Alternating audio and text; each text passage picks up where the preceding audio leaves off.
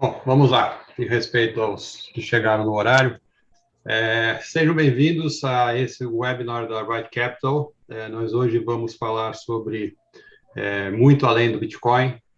O objetivo aqui é a gente falar sobre o que está acontecendo nesse mundo de criptomoedas, criptoativos, o mundo de finanças descentralizadas, como que a gente acha que o mercado financeiro vai mudar com toda essa tecnologia que está vindo aqui para nos inundar de inovações. Tá? Nós estamos hoje num processo que é muito semelhante ao da internet de escada. Fernando Breslau, que vai participar conosco aqui, me lembra que está mais para a época das BBS, né? Os Bulletin Board Services, mas é um processo evolutivo que a gente já viu acontecer com outras tecnologias e que vai acontecer também com o dinheiro e com o sistema financeiro. Me acompanhando aqui nessa jornada estão o Courtney Guimarães, que daqui a pouco vai ter a oportunidade de se apresentar pessoalmente. O Courtney é diretor da prática de Digital Business Advisory da Avenade, é um cientista-chefe de blockchain, pesquisador, doutorando na Caesar School, tem 36 anos no mercado de TI, é economista com especialização em marketing e mercado de capitais. Eu conheço o Courtney há 9 anos, nos conhecemos em 2012, num curso de quase que literalmente escovação de bits, aprendendo a fazer high frequency trading em C++. Nossos colegas na época nessa turma, que foi promovida por um ex-executivo da Itaú Asset, um grande amigo nosso.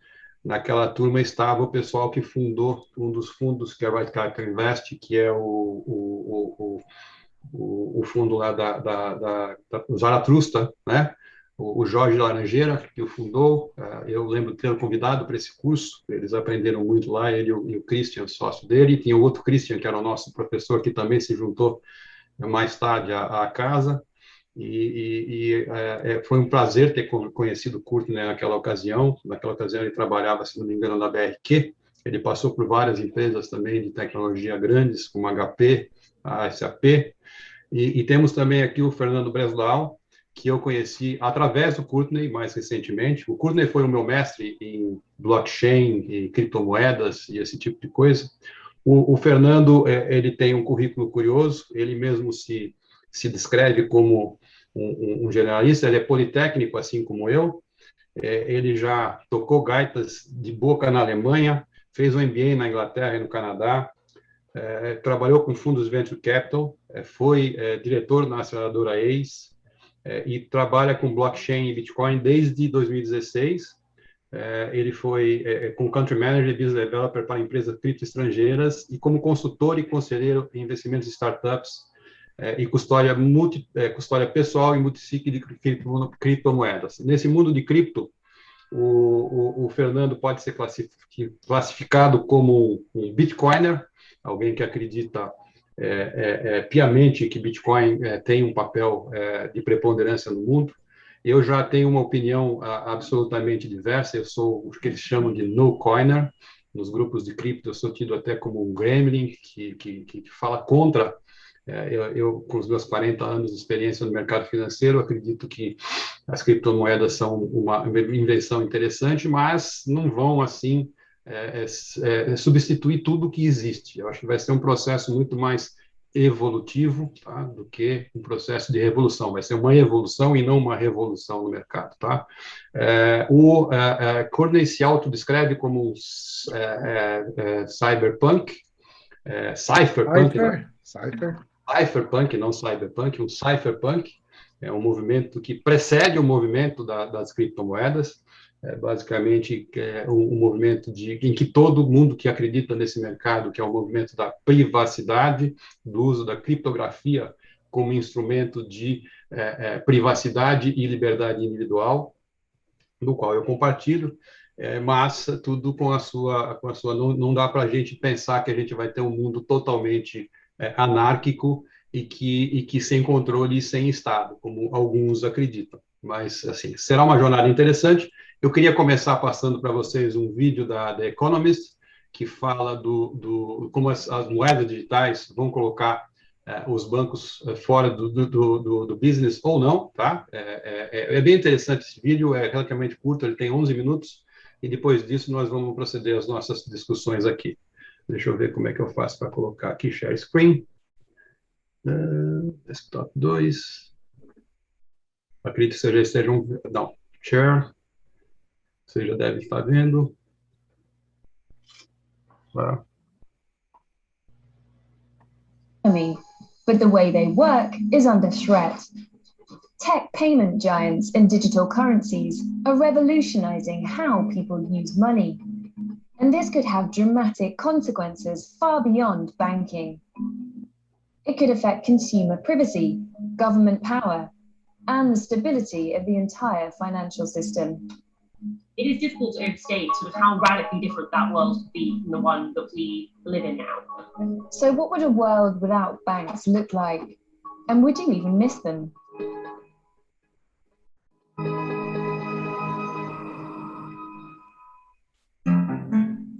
The fundamental principles of banking have been the same for centuries and revolve around the greatest magic trick of all, how to create money.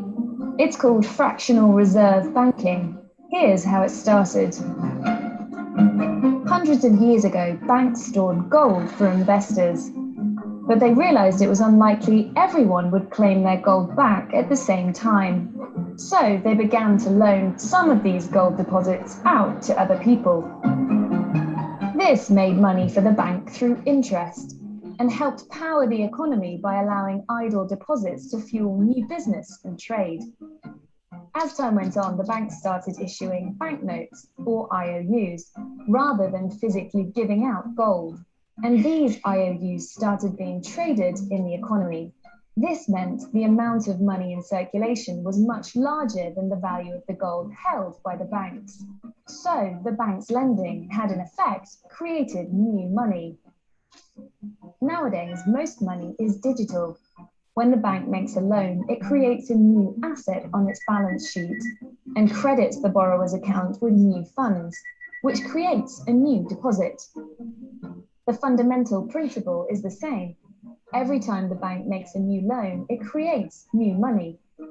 In fact, 90% of money in the world is digital deposits that have been created by banks in this way. This is hugely important for the economy.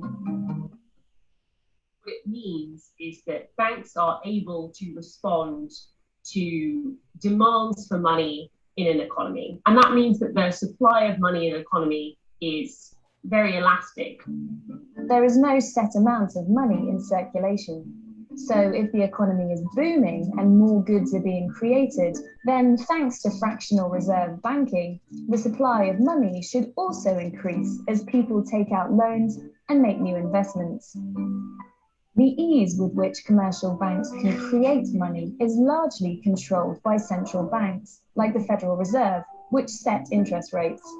If interest rates are high, banks pass those costs on to borrowers.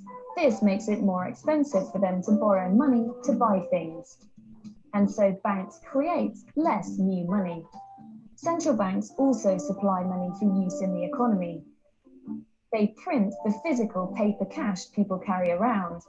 And so banks and central banks balance the need to create money between them. That sort of balance means that money can grow easily with demand, but also that the central bank has sort of direct presence in payments and transactions. But this delicate balance is under threat, thanks to a revolution in the way people use money.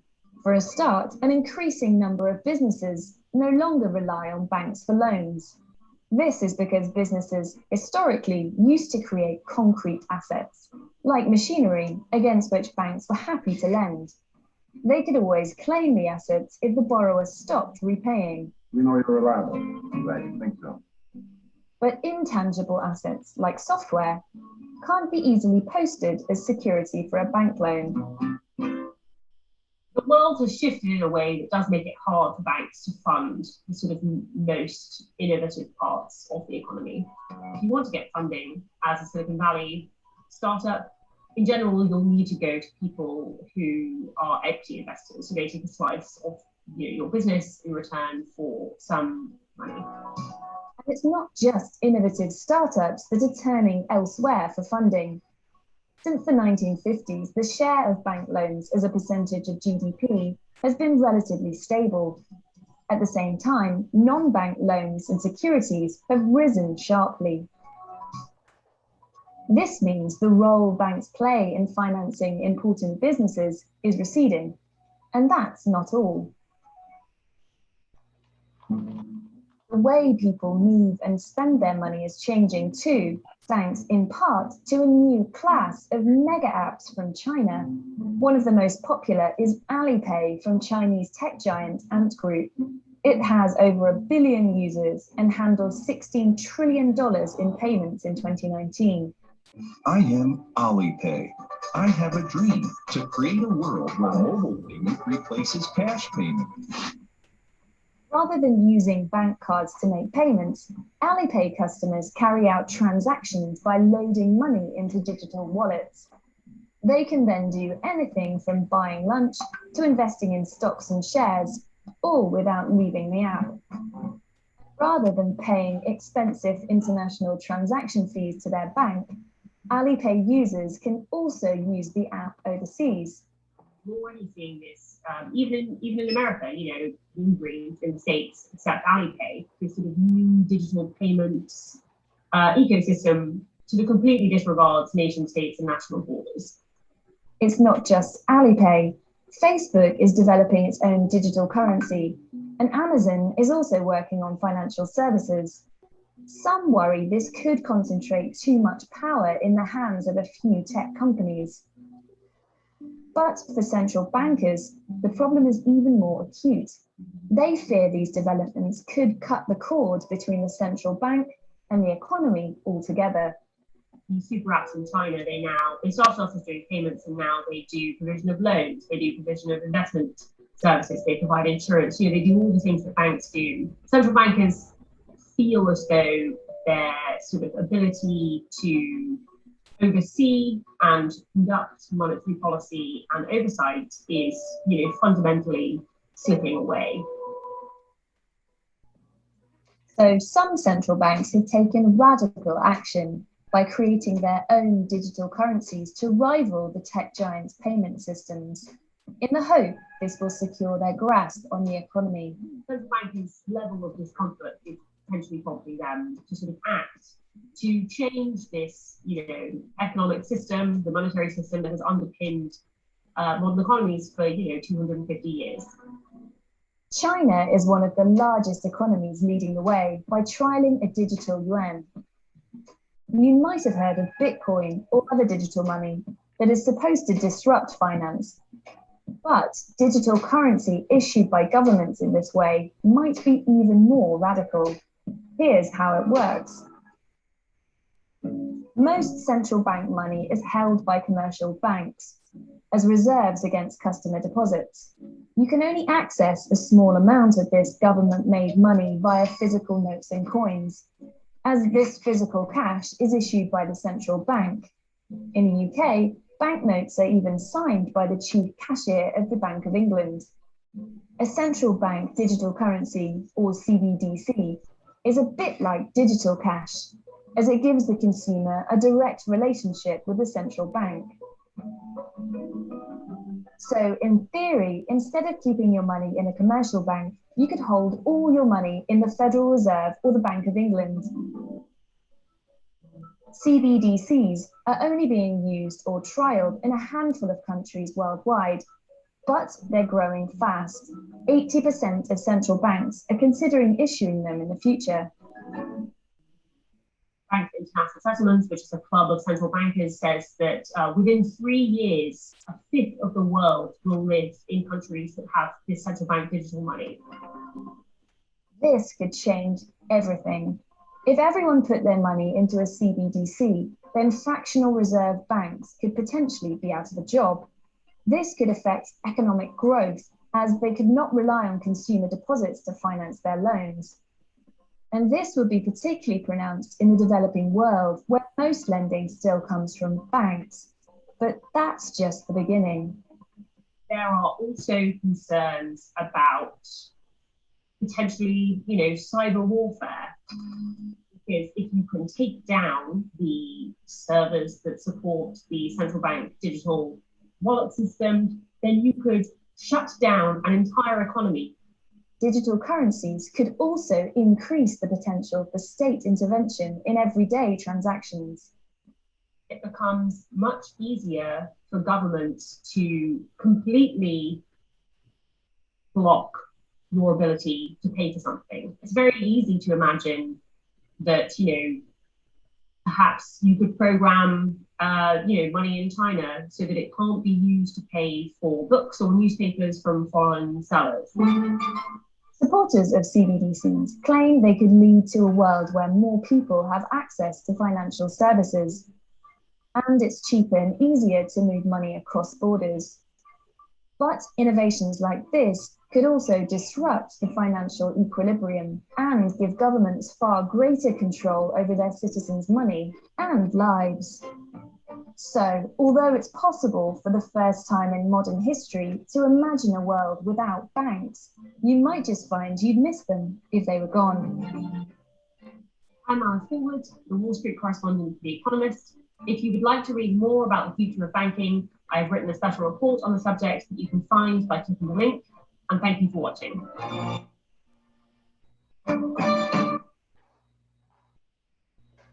Ok. Bastante ilustrativo do que está acontecendo. Quem acredita que as moedas digitais elas vão simplesmente acabar com... Tá tudo em ordem de novo, Alberto. As moedas digitais vão acabar com o mundo convencional. Esquece que alguns países, como o Brasil, principalmente países desenvolvidos, dependem muito do crédito bancário. E se os Estados Unidos pode viver sem o crédito bancário, porque, como vocês viram lá, 40% do crédito hoje ele é dado por non-banking financial institutions, basicamente fundos de investimento, mercado de capitais. Isso não é verdade para países como o Brasil e outros países emergentes, onde você tem ainda 90% a 95% do crédito dado pelas instituições financeiras. Esse mercado está mudando, mas vai levar muito tempo ainda, tá? Temos que considerar aí que os Estados Unidos já faz isso há praticamente 70 anos, o Brasil faz isso há menos de 10, né? O mercado de capitais está se desenvolvendo, as fintechs estão vindo aí, com a revolução do mercado de capitais, mas você não pode simplesmente, do dia para a noite, substituir depósito bancário por uma moeda que é um depósito do Banco Central. Então, muita água vai rolar ainda. Eu queria, então, passar agora, perguntar ao Courtney, para falar um pouquinho sobre a criptografia, né? Como é que o mundo chegou, passou pela criptografia, chegou no dinheiro eletrônico baseado em criptografia, até chegar no Bitcoin. Courtney, por favor. Boa noite, obrigado mais uma vez pelo convite. Está no mudo, Courtney. Não, eu estou ouvindo ele bem. Todos me ouvem? Eu te ouço, Courtney. Tá bom, você me o ouve? Alberto está sem som, talvez. Acho que o Alberto está sem som. Perfeito, Courtney. Pode prosseguir. Ok. Então, eu até peguei um livrinho aqui, né, já que me entregaram com o Cypherpunk, este livrinho maravilhoso de 1968, é a Bíblia do David Wright, né, por um acaso, e ele falava de criptografia há muito tempo atrás, e é uma novela. Isso nos anos 80 virou uma religião que tinha um cunho libertário muito forte, um cunho anárquico, como o Alberto falou, mas que não era anárquica na ausência de Estado, era anárquico preocupado com o Estado. E esse pessoal queria algumas coisas, entre elas a liberdade individual extrema, né? E aí tem várias correntes econômicas, como a corrente austríaca, e etc. E naquela época se inventou, ao longo de 20 anos, uma série de ferramentas. E uma delas, criada por um outro pesquisador, um outro David, né, o David Shawn, que era um pesquisador do Almaden da IBM, falou assim, olha, eu preciso criar uma maneira de fazer comércio sem que o Estado me impeça isso. Curiosamente, essa semana nós tivemos uma intervenção do Supremo Tribunal Federal em uma ação de uma pessoa, e não vou julgar o mérito da ação, quem foi, quem deixou de ser, mas o Estado foi lá e falou, olha, você não pode receber dinheiro de A por B. E é isso que naquela época, já nos anos 80, os cypherpunks queriam ou temiam e queriam evitar. Só para lembrar que em 84 tinha o livro, 1984, teve o lançamento do Macintosh, com aquela propaganda icônica contra o grande irmão, e era esse o mood desse pessoal. Long story short, 80 ferramentas, 90 se fizeram várias tentativas com várias plataformas, uma delas do próprio David Shaw, o eCache também não andou, quase foi empacotada dentro do Windows 95, né, pelo Bill Gates, mas no final das contas acabou não andando. E aí a história foi continuando até que em 2009, depois de várias tentativas, um grupo anônimo de pessoas que também se intitulavam cypherpunks descobriu alguma coisa e um pseudônimo que era conhecido na lista telefônica, né, por acaso a minha camiseta aqui, o Satoshi Nakamoto, falou, olha, eu inventei esse código, coloquei ele aqui, em 2009 esse código foi posto para funcionar, essa rede começou a trafegar e começou a gerar essas estalecas criptográficas, né, através de uma contabilidade notarial muito interessante, e, long story short, isso é o Bitcoin, que hoje vale especificamente $50.400. Dentro desse contexto, o que era a ideia inicial dos cypherpunks para o próprio Bitcoin? Preciso ter uma maneira de fazer comércio, então preciso ter moeda. E isto era o dinheiro eletrônico, com essa pequena variante de que era um dinheiro eletrônico não censurável, pelo caráter anárquico. O que quer dizer não censurável? Quer dizer, olha, ninguém pode confiscá-lo de mim. Por isso que o Bitcoin nasceu com uma característica muito interessante, que é o pseudonimato. Para os advogados, né, como o Alberto, falou assim, olha, eu vou ter que gerar provas contra mim, eu vou ter que assumir e confessar e dizer, olha, eu sou o dono desses bitcoins. Caso contrário, você tem uma chave criptográfica bem esquisitinha e todo mundo é dono nisso. E a última coisa é que como é que eu faço isso ser não confiscável? Eu crio uma rede distribuída, para os mais velhinhos como eu, dos anos 90, a gente tinha várias redes distribuídas, mas todas elas eram identificadas, né? A mais famosa é o Napster, onde a gente compartilhava música, etc. E essa era baseada num desafio, uma parte criptográfica, uma parte baseada em teoria dos jogos, que na verdade é uma loteria, né? E a gente chama ela de prova de trabalho, proof of work.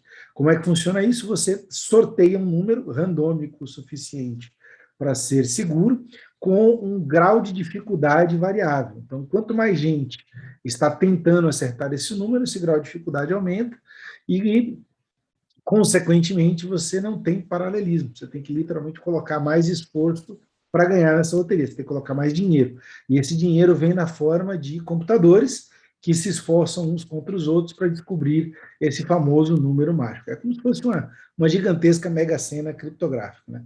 E dentro disso se criou esse conceito de que a rede era e cada dia mais será imparável. E aí a gente botou uma outra ciência humana na história, que é a antropologia, que fala que quando você acredita muito numa coisa, essa coisa deriva da característica social e vira uma religião. Então, hoje nós temos uma religião da qual o Breslau faz parte, que são os maximalistas. As pessoas acreditam que o Bitcoin é verdade, o caminho à salvação, e a única moeda criptográfica de verdade, e todas as outras são cópias e como a gente brinca entre nós, né, as shitcoins. Essa piada da shitcoin ficou um pouco mais complexa, porque fizeram um toilet, para usar um termo francês, polido, que produz criptomoedas. Então, essa piada ganhou alguns contornos. Nos anos 90, também, uma outra figura bastante sui generis, né, o Nicolas Szabo, que é o Nick Szabo, ele inventou um termo que também gerou grande confusão, que são os smart contracts. O que ele queria dizer? Eu quero criar um código, e esse código tem que ser também colocado numa rede de uma maneira que eu não precise de juiz, que eu não entre, enfim, nos meandros humanos de julgamento. Né? Uma coisa bem de hacker, um cientista da computação, é tentar eliminar a parte humana da equação. E aí ele estava tentando fazer isso, e a gente caiu num outro debate que está muito associado ao sucesso do Bitcoin, primeiro grande sucesso do Bitcoin, enquanto sua origem, né, inicial. Olha, eu quero ser uma moeda que nenhum governo possa me confiscar e que ninguém possa parar o funcionamento dessa rede de pagamento. Ela deu certo num experimento também anárquico chamado Silk Road, e por causa disso se desenrolou em vários outros movimentos. Mas nesse experimento, que é o Silk Road, você não conseguia confiscar os bitcoins. E aí outras redes com outras versões, outras gerações da mesma intenção, começaram a surgir. A mais interessante delas é uma rede chamada Ethereum, que é de um jovem chamado Vitalik Buterin, e ele colocou esse sonho do Nick Szabo, que era colocar código na rede. E aí você passou a ter uma coisa que o Breslau chama muito de dinheiro programável. E, na verdade, aquela contabilidade original do Bitcoin só servia para transferir bitcoins de A para B, ela ganhou um contador especialista junto, como eu chamo os smart contracts, na verdade, porque eles não são smart e não são contracts, mas são uma maneira de você colocar regras de negócio, e a partir daí a gente teve uma série de desdobramentos, né? O principal deles é que, através desses contadores especialistas, você podia criar uma nova moeda na mesma rede. Então, a grande mudança do Bitcoin para o Ethereum é que o Bitcoin só tem o Bitcoin, só vai existir o Bitcoin, só mexe com o Bitcoin. O Ethereum você poderia criar um código e dar um nome a um outro, né, ativo, ou como a gente falava em 2014, uma outra moeda, e hoje a gente chama isso de tokens, né? Ou no linguajar já do mercado de capitais moderno, ativos financeiros criptográficos. Esses tokens nasciam quando você criava um código, uma regra de negócio, e colocava alguns parâmetros ao redor desse token. Então, você dizia quantos eles seriam emitidos, que período eles ficariam trancados, ou seja, imexíveis, que período você poderia deslocá-lo para um determinado número de pessoas, ou carteiras, ou endereços, e assim vai. E aí uma série de coisas aconteceram, que a gente vai falar daqui a pouquinho. Mas o grande conceito eu tinha uma ideia, uma ideologia de que o código de computador poderia vir a ser uma nova forma de lex digitalis ou lex criptográficas, como diria a primavera de Filippo, ou você teria um programmable money com regras de negócio também imutáveis e globais, né? E isso deu origem a várias coisas. Em 2017, a primeira grande influência disso foi um movimento que a gente entendeu de crowdfunding, e que movimentou 50 bilhões de dólares naquela época, que foi a primeira grande bolha, né, mundial ao redor do termo blockchain. Então, era nessa época que o Alberto voltou a se interessar pelo assunto, falou, então, o que é isso aí que todo mundo está falando? E desde então ele não largou mais esse nosso bate-papo. E ao redor disso, né, do dinheiro dos smart contracts, se criou um termo chamado tokenizar. E tokenizar, sim, é um termo religioso que tem várias outras significâncias. Mas ao redor de tudo isso, como a gente está sempre pensando em rede, tem uma coisa que o Breslau defende muito, que não tem a ver com tecnologia, né? É um termo social, que vem do mundo do cooperativismo, vem do mundo dos Creative Commons, vem de uma filosofia de vida, que ele, porque morou na Alemanha, tem muito isso, que são as DAOs, são Distributed and Autonomous Organizations. São organizações literalmente autônomas, basicamente um kibutz, tamanho família, tamanho GG, coordenadas por tudo isso que a gente criou, tokens, códigos, redes de blockchains e etc. Breslau, conta um pouquinho de como é que você, enquanto maximalista, vivencia, entende essa história das DAOs. Aqui. Maximalista eu não sei, Carney. Eu sou Bitcoiner, sim. Os Bitcoiners maximalistas, eles tendem a ser extremamente intolerantes a qualquer coisa que não esteja de acordo com eles, enquanto que eu acho que intolerância não leva a lugar nenhum, tá? Então, vamos lá. O que acontece, né? Talvez contar um pouquinho da minha jornada de descobrimento das possibilidades que essas tecnologias todas trouxeram. Começou com Bitcoin, eu não lembro exatamente por que eu me atraí por esse assunto, mas foi bem cedo, em 2011. Mas é aquele negócio, que interessante e tal, eu sempre gostei de tecnologia, me interesso de onde que o dinheiro vem, para onde que o dinheiro vai. Aí sim, eu questiono muito o papel de certas instituições e certas práticas no mercado, nos governos. E então uma alternativa ao jeito atual de você lidar com dinheiro me pareceu muito interessante, né? Então essa característica do Bitcoin de ser um dinheiro que adquiria um valor por uma questão de um consenso comum global, independente, né? Ninguém precisa saber quem sou eu para que eu possa participar dessa rede, né, me pareceu muito interessante, né? A característica do Bitcoin de você ter uma garantia matemática de que um número limitado de moedas existem ou existirão, ressoa bastante comigo, porque embora eu tenha virado adulto nos anos 2000, eu passei a infância e a adolescência no Brasil da superinflação. Então, a questão de você ter um lugar onde você pode, de repente, ter um dinheiro que ninguém vai criar do nada, por mais bem justificado que isso seja pelas teorias econômicas modernas, tá? Me parece muito interessante. Só que, quando você começa a estudar Bitcoin, você começa a estudar essas outras coisas que o Courtney trouxe para a gente, né? Os smart contracts, o Ethereum, as DAOs, que trazem possibilidades ainda muito mais fantásticas do que uma tecnologia distribuída e talvez independente ou isenta de opinião possa trazer para a humanidade, né? E aí, em 2016, início de 2017, eu foquei nessa questão de blockchains, porque realmente o que o Courtney colocou aí de você ter uma DAO, uma cooperativa digital, virtual, global, em que qualquer um pode entrar a qualquer momento, qualquer um pode sair a qualquer momento, se você cooperar com o objetivo dessa organização, que ela é formal, tecnologicamente, ou do ponto de vista de código, mas ela não está baseada em nenhuma jurisdição específica, não está incorporada legalmente em lugar nenhum, isso abre muito as possibilidades do que você pode enxergar que é possível, né? E eu fiquei maravilhado com isso. Então, um exemplo que a gente coloca de DAOs, assim, é um Uber sem Uber.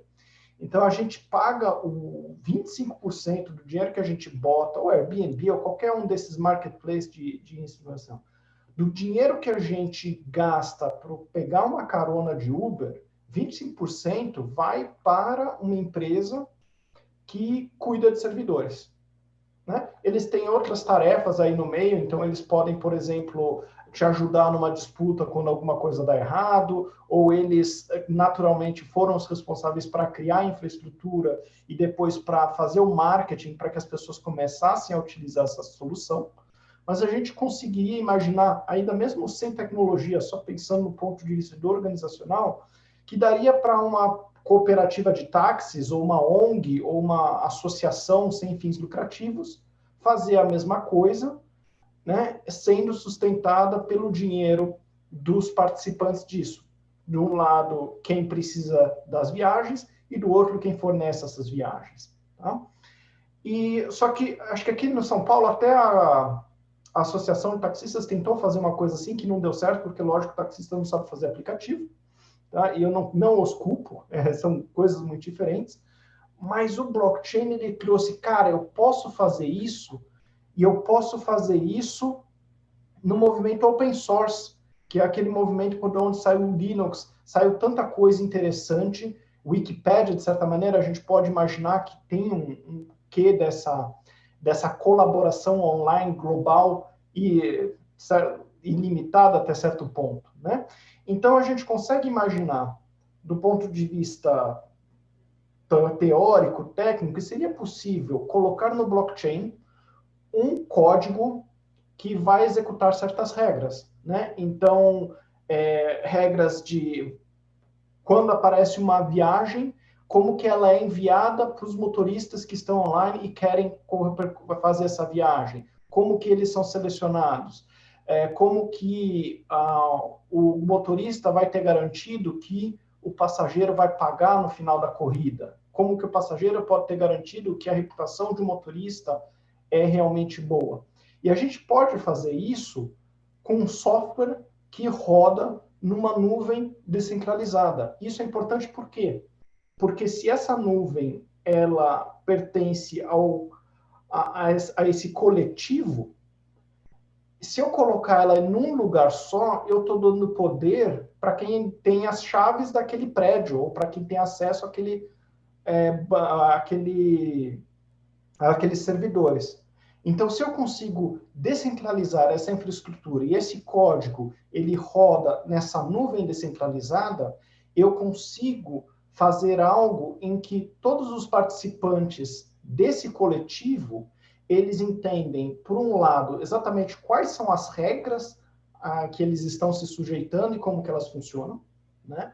Eles podem ter, dependendo do design, o mesmo peso nas decisões de como levar esse sistema adiante, e eles têm uma garantia de que uma vez que as regras estão lá no código e que todo mundo, por consenso e por estar utilizando aquele código, apoia que essas regras serão inexoravelmente executadas, né? A gente fala de código que não pode ser parado.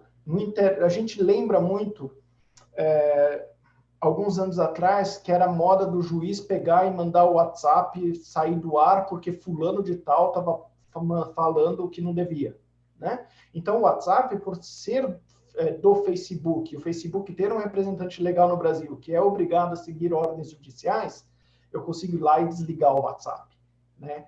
Um código que é baseado em blockchain, um blockchain aberto, um blockchain público, ele está distribuído pelo mundo todo. Se, de repente, um país resolve parar esse código, o código continua rodando, né? Porque a internet você não consegue parar.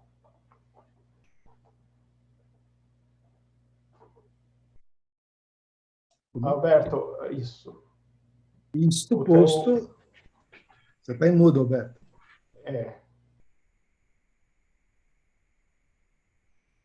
Ok, não vi que eu estava em mudo. Alguém me colocou em mudo.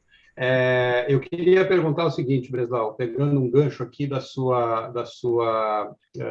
fala, que você falou num mundo sem jurisdição, né? O contrato roda, qual que é a lei que rege ele? Eu, com formação jurídica, fico um pouco... como é assim? Como eu consigo que o código seja lei? E se o código tiver um defeito? E se o código entrou numa situação não pensada, que cometeu uma injustiça, como é que você conserta isso? No mundo não cripto, no mundo não descentralizado, você tem juiz, você tem árbitros, você tem mecanismos de solução de conflitos em que seres humanos vão lá e decidem. Como é que é isso num mundo onde só tem código e o código é lei? Tá, eu vou dar... Eu acho que tem dois níveis para essa pergunta, tá, Alberto? A gente tem sistemas, hoje em dia, por exemplo, como algumas exchanges, em que você pode trocar um token, uma criptomoeda por outra criptomoeda automaticamente num desses códigos de blockchain. Elas muitas vezes têm um sistema de resolução de conflito que uma das partes pode ativar. Então, certas estruturas que a gente vê, que a gente está acostumado a usar no dia a dia ou na nossa realidade antes do blockchain, elas estão sendo portadas para o blockchain.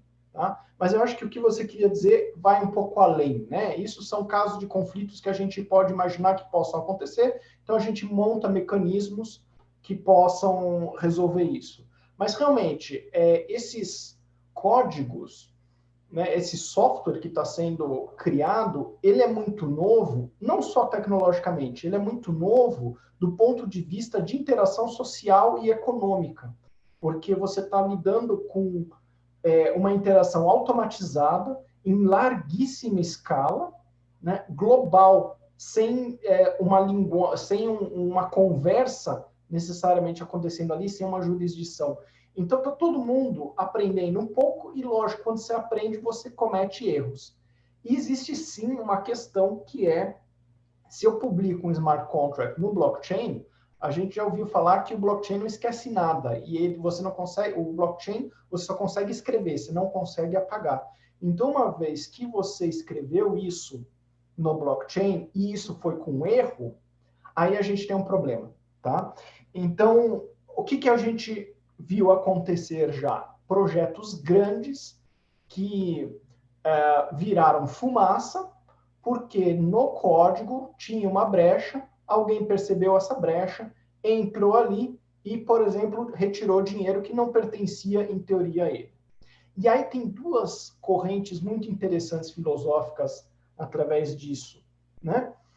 Uma corrente que diz, olha, você participou desse sistema após o código ser publicado.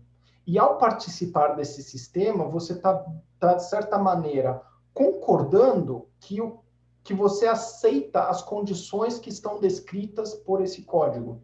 Então, é sua obrigação você, de alguma maneira, seja diretamente ou indiretamente, auditar esse código, e só depois que você está de acordo que esse código é bom, você coloca os seus recursos ali dentro e você corre um certo risco, né? A gente fala sempre do your own research, tá ok? E essa vertente fala, se alguém conseguiu tirar dinheiro de um sistema desses ou fazer com que o sistema fizesse uma coisa que não estava prevista inicialmente, ele só pode fazer isso porque o código permitiu. Então, se o código permitiu, ele não está fazendo nada de errado, ele só está usando aquilo que foi disponibilizado para essa pessoa.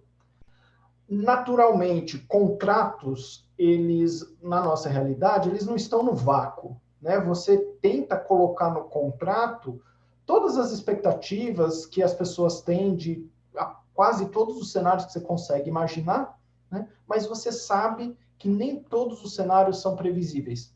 Então, existe um entendimento que, tudo bem, o contrato pode até permitir uma certa ação, mas é óbvio que não era esse o intuito das pessoas que entraram nesse contrato. Então, a gente reverte essa ação, tá? Porque quem está participando concorda com isso. E aí começam as disputas, porque tecnologicamente, para você reverter uma coisa dessas, você teria que consertar o erro, publicar o software novamente no blockchain e convencer todo mundo a migrar do software antigo para o software novo.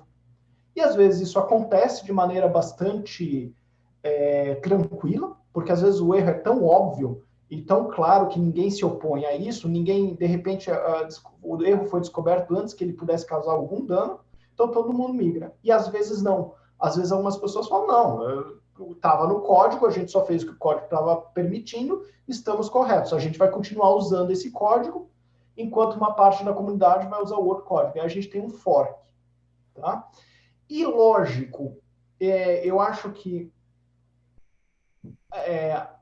você vê também já pessoas e empresas tentando responsabilizar quem escreveu o código ou quem fez propaganda sobre aquele sistema, e atrás de onde essas pessoas moram para processar elas lá, buscar onde estão as empresas que estavam por trás da coisa toda e tentar processar por vias judiciais.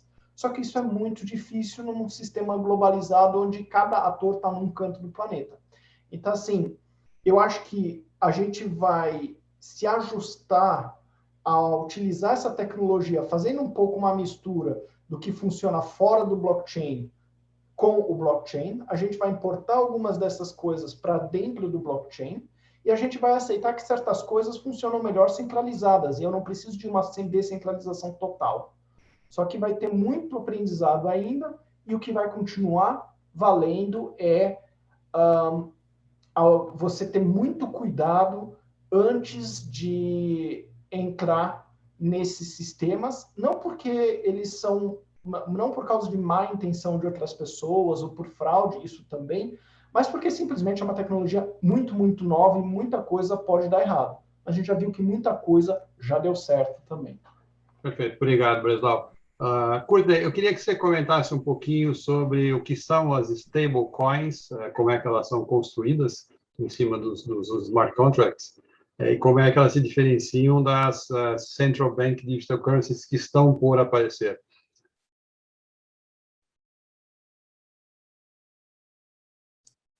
Uma coisa que o Breslau estava colocando e que tem a ver com a primeira pergunta feita, não sei por quem, é a questão do jargonator que nós temos no nosso mundo tecnológico e que no mundo de criptoeconomia ele fica um pouquinho mais complexo. Então, primeiro, as tais stablecoins, elas não são stable, elas basicamente apontam para um ativo ao qual elas representam, né? Então, eu sempre chamo de ativo baseado em E a maneira mais tranquila de dizer isso é um cheque. Um cheque representa dinheiro, né? Então, stablecoin é um cheque criptográfico. E aí, ela, como é dinheiro, você tem um cheque do banco X, a stablecoin, ela representa naturalmente uma moeda Y. Então, a primeira e a mais famosa das stablecoins é o Tether, feita pelo meu amigo Brock Pierce, que representa $1. Então, por que é considerado stable? Porque um Bitcoin hoje ele está 50 mil, amanhã ele está 30, depois ele está 100, depois ele cai para 10, e essa é a nossa vida nos últimos 12 anos, até que a cotação disso no mercado aberto se estabilize. Um Tether não, ele é $1. Na teoria, ele vai sempre ficar $1, por algumas demandas, ele vai para $1,01, $1,05, cai para 98 e assim vai, mas ele representa, para todos os efeitos, $1. Qual a grande diferença disso é a questão da confiabilidade, ou como diz o meu amigo Gustavo Henrique, a questão da soberania. Uma stablecoin, ela é naturalmente uma moeda privada, ou seja, é uma entidade que em alguns lugares do mundo, algumas legislações apelidaram de shadow banking. É um conta corrente que não está no sistema financeiro original ou controlado, por assim dizer, mas é um representante de M0, como nós economistas gostamos de falar, é moeda. Tá? No caso cripto é um pouquinho mais complicado, porque você precisa acreditar e dar um salto de fé muito grande em relação a como você comprova que cada Tether emitido tem depositado em alguma conta bancária $1. Né? O pessoal da Tether e da Bitfinex jura de pé junto que tem, a gente não viu, né? Mas até hoje, quase 8 ou 6 anos depois, eu não lembro direito quantos anos tem o Tether, ninguém desconfiou de nada. E é, basicamente, em God We Trust, versão criptográfica. Os CBDCs, que a gente vai falar daqui a pouco, que inclusive é objeto da minha tese de doutorado, seriam o que a moça da The Economist falou, é uma moeda criptográfica igual ou não, também é uma outra questão, emitida e garantida por um banco central. A gente vê o Brasil se movendo bastante, né? O Netinho, o presidente do Banco Central,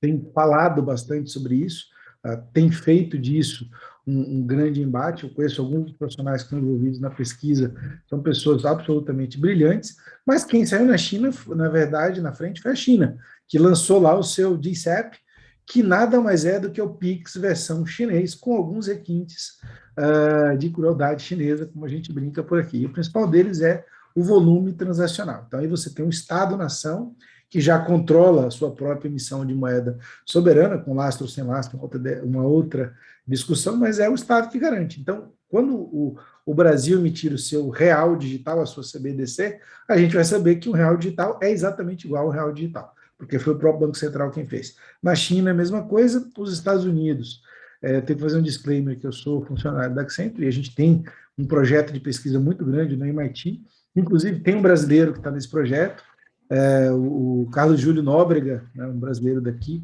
grande economista que trabalha lá no Bank of New York Mellon, também está envolvido com isso, e em algum momento isso tende a virar um produto comercial dos bancos centrais de um jeito ou de outro. Tem algumas grandes derivadas de design, né, se é direto ao consumidor, ou seja, nós teremos uma conta no Banco Central, ou se não, se vai ter que ter o dinheiro emitido pelo Banco Central, passando pelo banco, e nós consumidores continuando com conta no banco, e assim vai, mas esses são debates mais a futuro.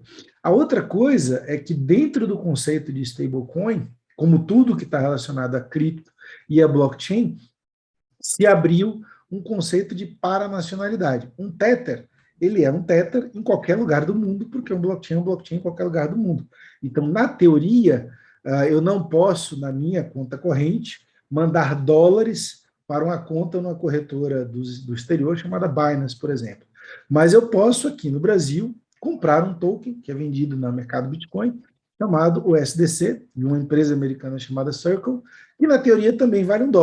Então, o que eu faço? Eu compro esse USDC aqui, transfiro para a minha wallet, da minha wallet eu transfiro para uma corretora lá fora, uma Binance da vida, e trado este dólar contra uma cripto estaleca qualquer que esteja listada na Binance. Então, esse comércio internacional, por assim dizer, de tokens, não pode ser proibido, até porque o token, para a maior parte dos bancos centrais, não é dinheiro, ele é um ativo, como uma das minhas guitarras, e nada impede que eu transfira ativos eletrônicos para lá e para cá. Isso fez com que o comércio internacional de criptoativos explodisse em 2017. Então, é assim que você fazia crowdfunding, o sujeito está aqui, aí tem um projeto, eu vou pegar um projeto que eu conheço, o Icon, que era um projeto de amigos meus de São Petersburgo, que arrecadou quase 300 milhões de dólares. E o que você fazia? Você comprava Bitcoin no seu país e mandava Bitcoins para o wallet dele. Ou você, na época do trading, você comprava Tether em algum lugar do mundo, mandava para uma corretora de grande liquidez lá fora, tradeava Tether, vendia esses seus ativos, convertia em Tether de novo, guardava na sua wallet Tether ou guardava o próprio ativo em algum lugar na sua wallet pessoal. Esses movimentos foram o que geraram a questão da complexidade e os movimentos de boom and burst. Por isso que tem essa volatilidade enlouquecedora para as pessoas normais dentro do mercado de cripto. Ele é um mercado nascente, ele é um mercado ainda movimentado por convulsões, ainda movimentado por grandes ondas, né, de murmurinho, de fofoca, como a gente fala do pump and dump, e isso tem a ver com o fato de você ter desregulado de uma vez só um mercado que em janeiro de 2017 ninguém dava nada, era um mercado que rodava 400 mil dia, e hoje é um mercado que roda 200 bilhões dia. Para o mercado financeiro ainda é traço, mas para muita gente é bastante dinheiro. Tá, só para pontuar aqui, o mercado de stablecoin, o USDT, que é o Tether, ele já está perto de 100 bilhões de dólares, por isso que os bancos centrais já estão preocupados. Ele fala, se chegou do nada a 100 bi, para chegar de 100 bi a 1 tri, de 1 tri para 10 tri, não precisa nada. E é basicamente um papel de pão que diz lá na garantia sou eu. O que tem por trás ninguém sabe. Obviamente, eu preferiria ter uma moeda garantida por Banco Central do que um USDT garantida a minha privacidade. O grande problema vai ser, será garantida a minha privacidade, né? Essas moedas são fungíveis, ou seja, um USDT é igual, apesar de você poder carimbar o código e esse código ser carregado, eu posso, por exemplo, colocar lá um bichinho na minha assinatura que vai perpetuar e eu vou saber quem é que daqui 100 anos vai ter aquele dólar que eu gastei aqui atrás, eu consigo determinar daqui 100 anos, tá? É possível você fazer o tracking disso, tanto de Bitcoin como de USDT ou de qualquer outra coisa. Mas você tem agora os chamados NFTs, Non-Fungible Tokens, que são aqueles que são não fungíveis, diferentes dos Bitcoins e dos USDTs e dos Ethers. Você tem os NFTs. Você podia explicar um pouquinho o que são os NFTs? NFT, na verdade, ele é o conceito, entre outras coisas, né, o Non-Fungible Token, era um conceito perseguido desde 2015. Isso tem a ver muito com o Ethereum. O Ethereum é uma cooperativa de desenvolvedores, um grande laboratório de pesquisa mundial, como o Breslau falou, movido ao open source, ou seja, o código que está lá é compartilhado, você pode pegar, copiar, botar nome de outra coisa, fazer outra rede, e assim vai, desde, obviamente, que você guarde os valores daquelas pessoas. Mas, em 2014, a gente estava preocupado com os usos, né, dessas contabilidades especialistas para várias coisas, entre criar Uber, sem Uber, era um dos projetos que tinha lá dentro, eu esqueci o nome dele, mas um projeto que até chegou a rodar em Austin, Texas, até coisas mais triviais, porque naquela época o governo de Dubai acionou uma das grandes integradoras mundiais de blockchain, que era a Consensus, que é do Joe Lublin, um dos fundadores do Ethereum, para falar, olha, eu quero literalmente automatizar o meu estado.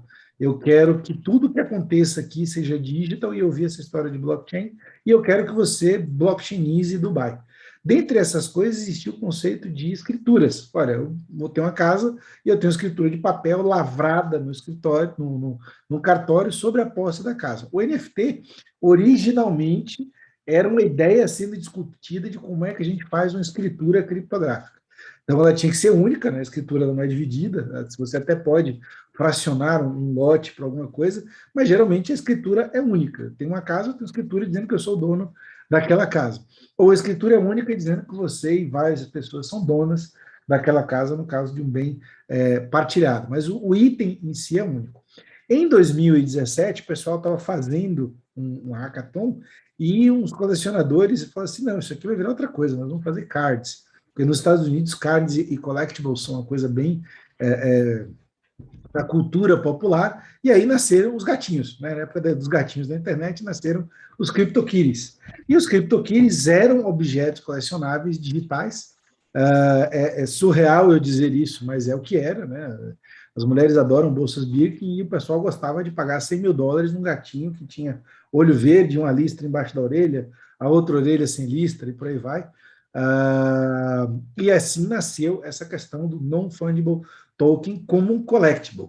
Esse negócio entrou no bull, né, de 2017 e quando o mercado arrefeceu no começo de 2018, desapareceu, ficou lá dormente. As mesmas pessoas que fizeram os CryptoKitties continuaram com essa história. Olha, um dia esses collectibles vão andar. E na pandemia do ano passado, vários artistas se uniram e falaram, olha, eu preciso vender arte, e não tem mais exibição, não tem mais feira livre, etc., eu preciso vender de alguma forma. E alguém falou, opa, peraí, no Ethereum tem uma escritura ali, ó. Você pode vender a sua arte vendendo a posse da arte, independente de você fazer uma arte digital e todo mundo copiar. E um artista americano que já fazia arte digital há bastante tempo, o Beeple, ele teve uma ideia fantástica. Ele falou, não, eu vou vender a arte, a escritura e vou mandar entregar.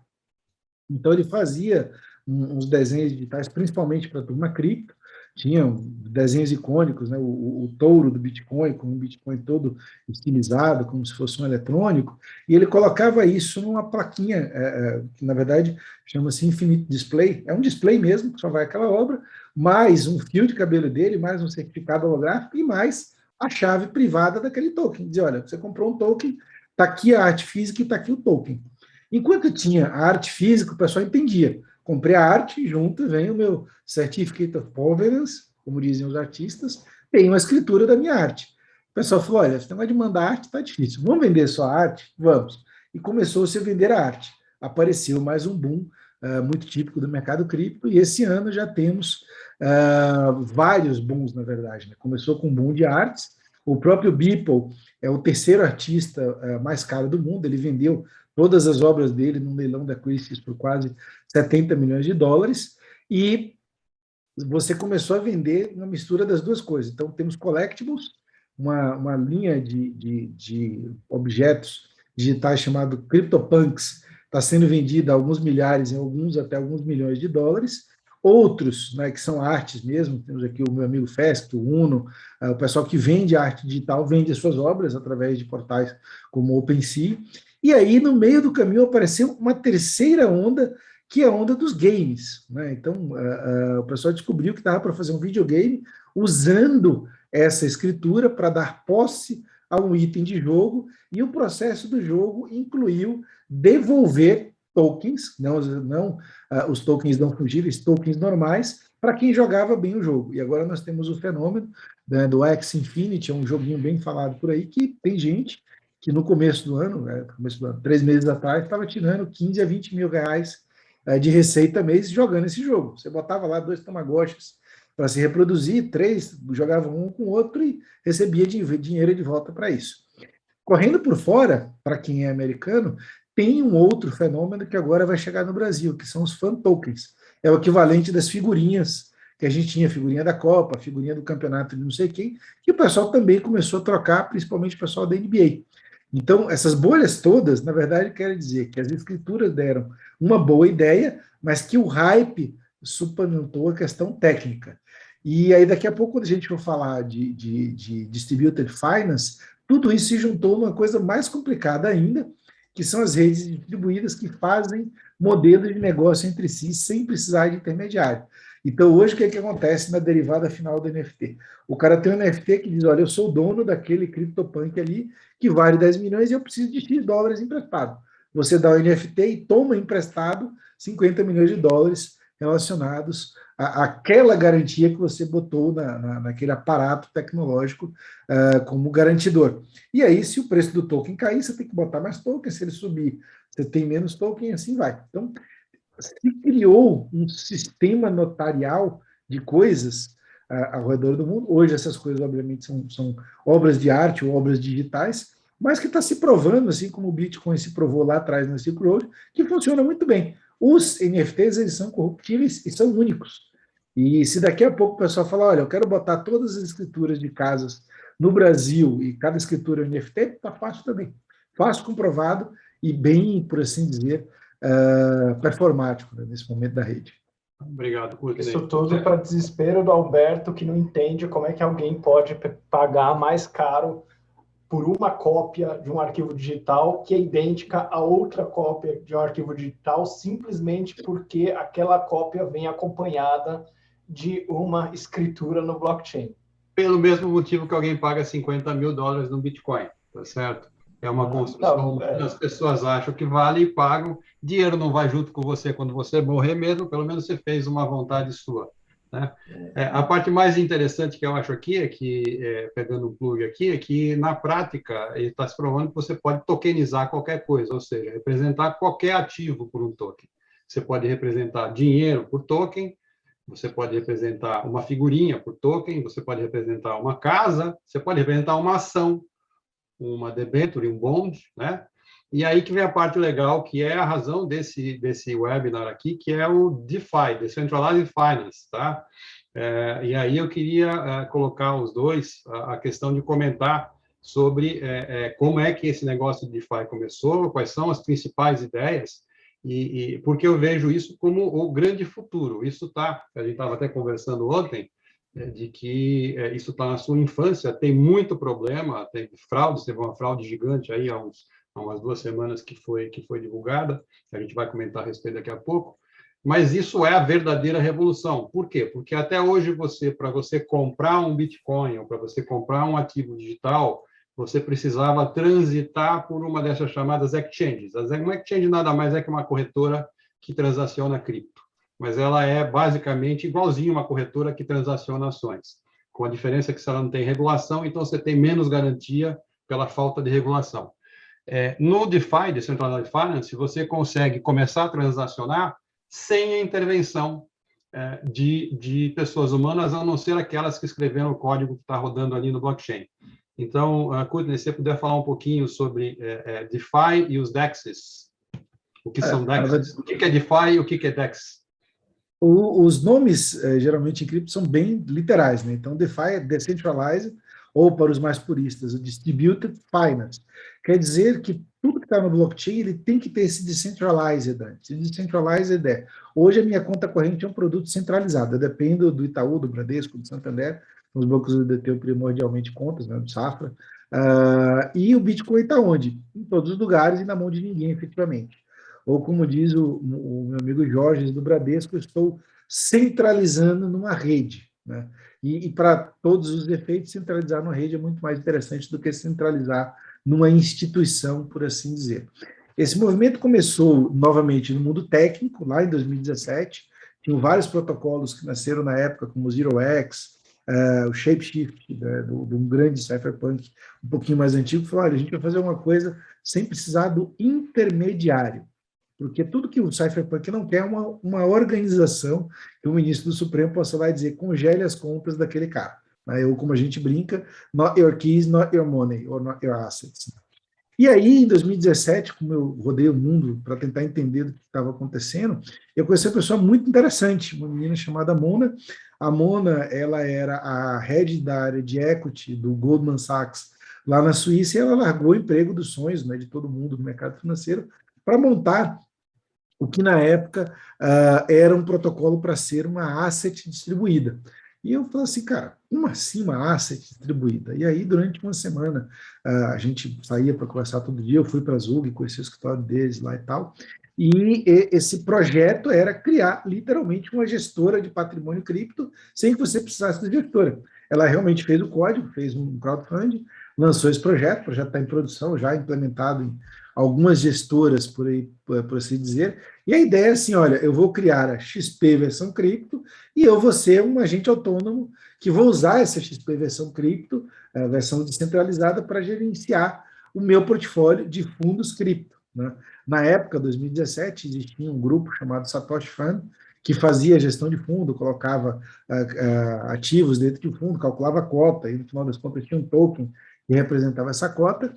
Esse projeto da Mona era literalmente fazer tudo isso. E ela falava, olha, eu vou me sediar na Suíça, porque no futuro a Suíça vai permitir que eu compre tokens aqui dentro. Mas enquanto ela não permitir, a minha troca de tokens vai ser com aquele outro pessoal ali, que também tinha um escritório na Suíça, que era o pessoal da ZeroX, que falava, olha, eu vou fazer aqui o que a gente chamava na época de DEX, uma decentralized exchange. Então, quando você tinha uma asset, uma empresa que tinha um código, na verdade, era uma outra rede, que você trocava ativos usando essa rede, e os ativos dessa rede vinham de redes blockchains, você fala, peraí, eu desintermediei tudo. O que eu estou colocando aqui no meio? Nada. A grande ponta, que não é 100% descentralizada, é que eu preciso adquirir o ativo inicial. E geralmente você faz isso numa corretora que converta dinheiro para fiat, enquanto a gente não tiver CBDCs criptográficas. Porque as CBDCs que estão nascendo no mundo, elas não são criptográficas, elas são digitais, mas não ativos cripto. Anyway, long story short, isso era 2017, 2018 subiu de novo, 2019 apareceu uma coisa interessante. Um pessoal que eu conheci em Praga, no evento do Ethereum, tem um evento do Ethereum todo ano, e em 2018 foi em Praga, eles falaram, olha, até o pessoal daqui da Argentina, nós vamos fazer uma financeira, ou para o Alberto que foi de lá, uma Creditas Cripto. Então você já tinha exchange, já tinha esse software da Mona que fazia a gestão da asset, que faltava o quê? Alguém que emprestasse, alguém que fosse o garantidor de crédito. E, obviamente, como quase todo no mundo cripto, não é uma garantia muito flexível, ou seja, você deposita efetivamente, no caso, algo que o protocolo ou o código acredite que você pode retirar de volta e você não mexe mais ali. Não tem, olha, eu preciso de dinheiro, vou lá, renegocio com o gerente, com quase tudo que é em blockchain, é literalmente gravado em pedra. Mas o troço começou a funcionar. Essa rede chama MakerDAO e era a primeira grande assim DeFi. Você queria dinheiro emprestado, ou seja, criptodólares, ia lá, botava os seus Ethereums e ela te dava um outro token de volta, ou te dava Tether, né, que é o equivalente em dólar. E o troço começou a funcionar, aí o pessoal falou, funcionou. Não, mas o volume é pequeno, e todas aquelas coisas de cripto. Em 2019, esse negócio começou a crescer. Em 2020, novamente com a nossa digitalização forçada da pandemia, esse troço explodiu e cresceu pra caramba. E aí o pessoal descobriu uma terceira coisa. Este mecanismo de empréstimo servia para uma outra finalidade, que é o que as grandes exchanges faziam, que é o crowdfunding. Antes você falava, olha, eu quero lançar um token. Você imprimia esse token, você lavrava esse token na rede, botava no wallet e vendia no website. Começou a dar alguns problemas, hacks, etc. O que você fazia? Ô, Binance, eu quero lançar um token aí com você, fazer o crowdfunding com você, assim como o mercado Bitcoin já fez uma operação dessas aqui no Brasil. Isso era o Initial Exchange Offer. E o pessoal descobriu que dava para fazer o Initial Decentralized Offer. Entrar numa corretora dessas digitais, falou, lança um token para mim. E o pessoal começou a lançar tokens. E deixar esses tokens, em algum caso, já como garantia, e chamar isso de Liquidity Pools. Né? A mais famosa é a Uniswap, que fez uma coisa bem interessante. Ela falou, você quer me ajudar a fazer o protocolo? Me entra aqui, né, me dá o teu endereço e tal, e de repente você estava sentado em casa, ganhava 1000 tokens desse pessoal, token que não valia nada.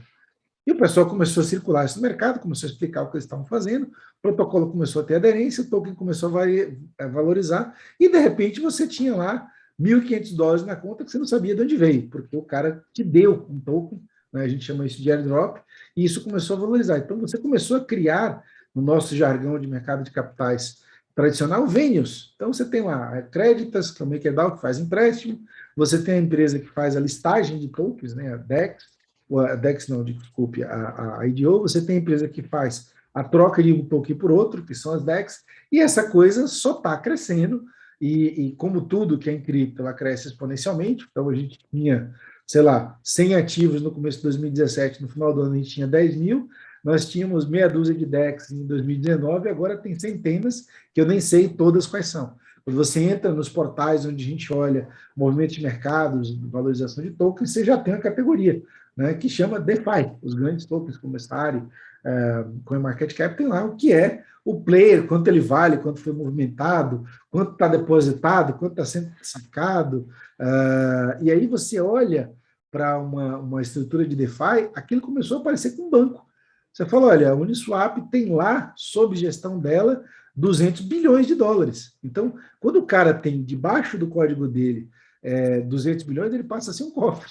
E aí você fala, bom, eu vou tentar tirar o dinheiro daquele cofre ali. E sem nenhum responsável, né? Não tem uma sem empresa nenhum responsável. Tá lá porque as pessoas confiam que o código fique de pé. Não é porque as pessoas confiam, porque o código é open source, todo mundo pode verificar o código. Esse código foi, por alguns motivos, em alguns lugares, auditado por uma empresa terceira, compilado e colocado no blockchain. E quando ele é compilado e colocado no blockchain, você pode ver o bytecode que está lá no blockchain e ver se está correto. Essa questão de você auditar esse contador especialista e saber que o que ele está fazendo ele vai fazer mesmo, é crítico e é absolutamente transformador. Ao mesmo tempo onde a privacidade ela é muito preservada nas estruturas blockchain, todas as redes são absurdamente transparentes, o que gera um outro problema de segurança, né? Então, hoje, uma das grandes queixas que a gente tem é o imposto de renda do Brasil nos obriga a declarar as nossas chaves. A gente não declara explicitamente, mas as corretoras brasileiras entregam para a Receita Federal todas as movimentações que os CPFs brasileiros fazem. Se alguém pega essa lista, vai saber que o Breslau, por exemplo, tem 6 bilhões de dólares em Bitcoin nas wallets dele. Aí, coitado, vai ser alvo de sequestro. Por isso que ele mora lá na Bavária, não mora no Brasil, é insequestrado. Por isso que eu moro aqui debaixo d'água. No Atlantis ninguém me pega. E essa é a questão quem me da dera segurança. ser alvo de sequestro. Estou longe disso ainda, Courtney. Isso eu deixo É um desejo de coração para mim. Falando nessa questão de confiança, tem uma dessas DEXs, que é a Poly Network, que recentemente, acho que faz umas 2 ou 3 semanas, foi vítima de um grande hack, que eu gostaria que o Breslau explicasse para a gente aí o que é esse hack, como que ele aconteceu, por que ele aconteceu, quais foram os desdobramentos. Bastante interessante para se ver quais são os riscos de se estar nesse mercado hoje. Tá, joia. Eu vou explicar com a ajuda aqui do meu gato grafite, tá bom?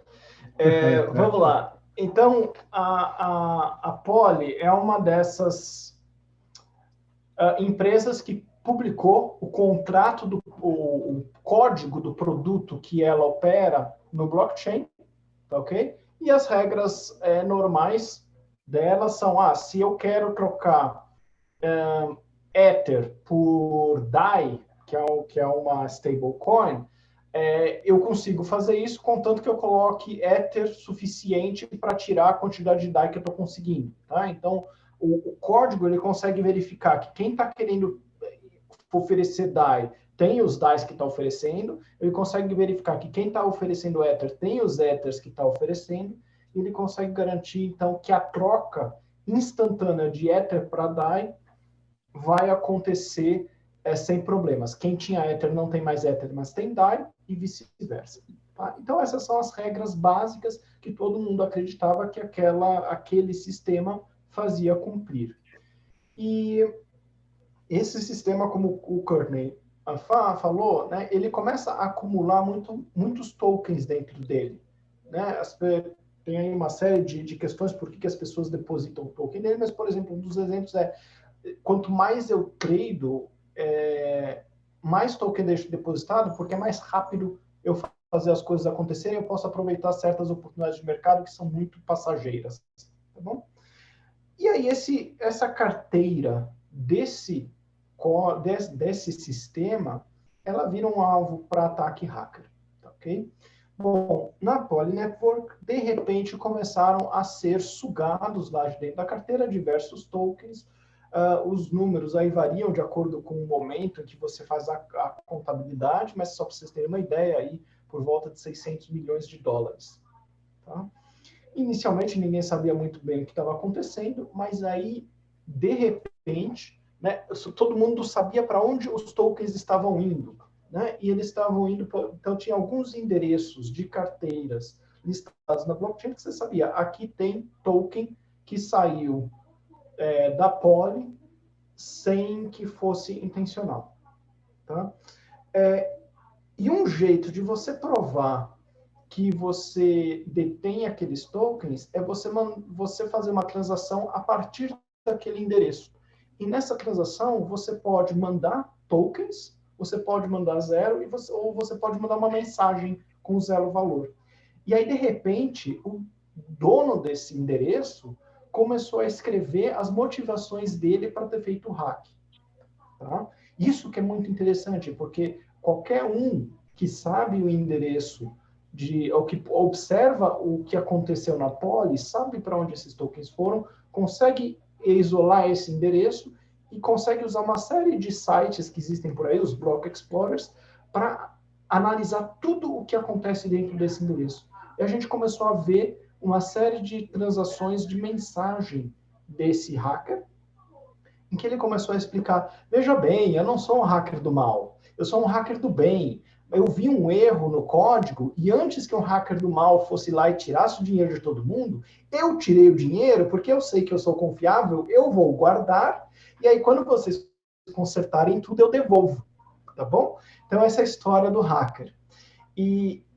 Só que assim, ele tinha a oportunidade, a partir do momento que ele descobriu a vulnerabilidade, se ele tivesse a real intenção de fazer isso simplesmente para evitar que alguém mal intencionado aproveitasse a mesma falha, ele poderia ter feito uma declaração em blockchain prévia de eu sou o hacker que vai hackear o negócio e eu garanto desde já que eu vou devolver cada um dos meus centavos.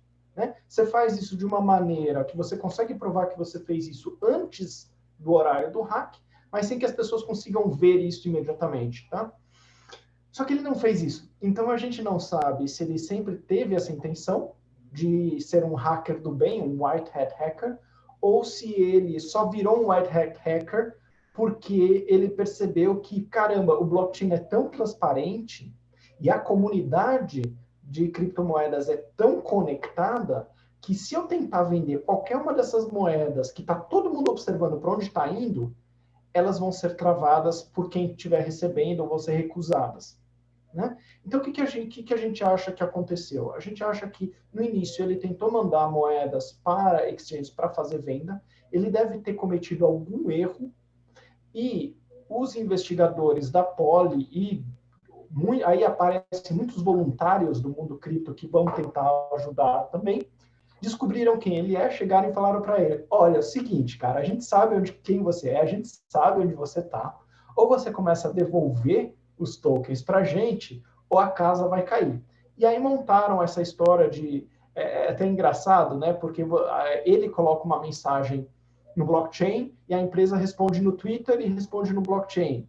E aí a empresa fala, não, que bom que você é um white hat hacker, então a gente começa a devolver os tokens, que a gente vai te nomear o nosso Chief Security Officer e a gente vai te dar um prêmio de $500 mil por você ter achado esse bug tão importante e ter nos dado a opção de corrigir isso sem que os fundos dos nossos clientes tivessem em risco. Tá? Bom, a conversa foi e veio, e no final das contas o cara devolveu tudo. Se ele era bem intencionado logo do início ou não, a gente não sabe. Teve gente que, inclusive, mandou doações para esse endereço, né?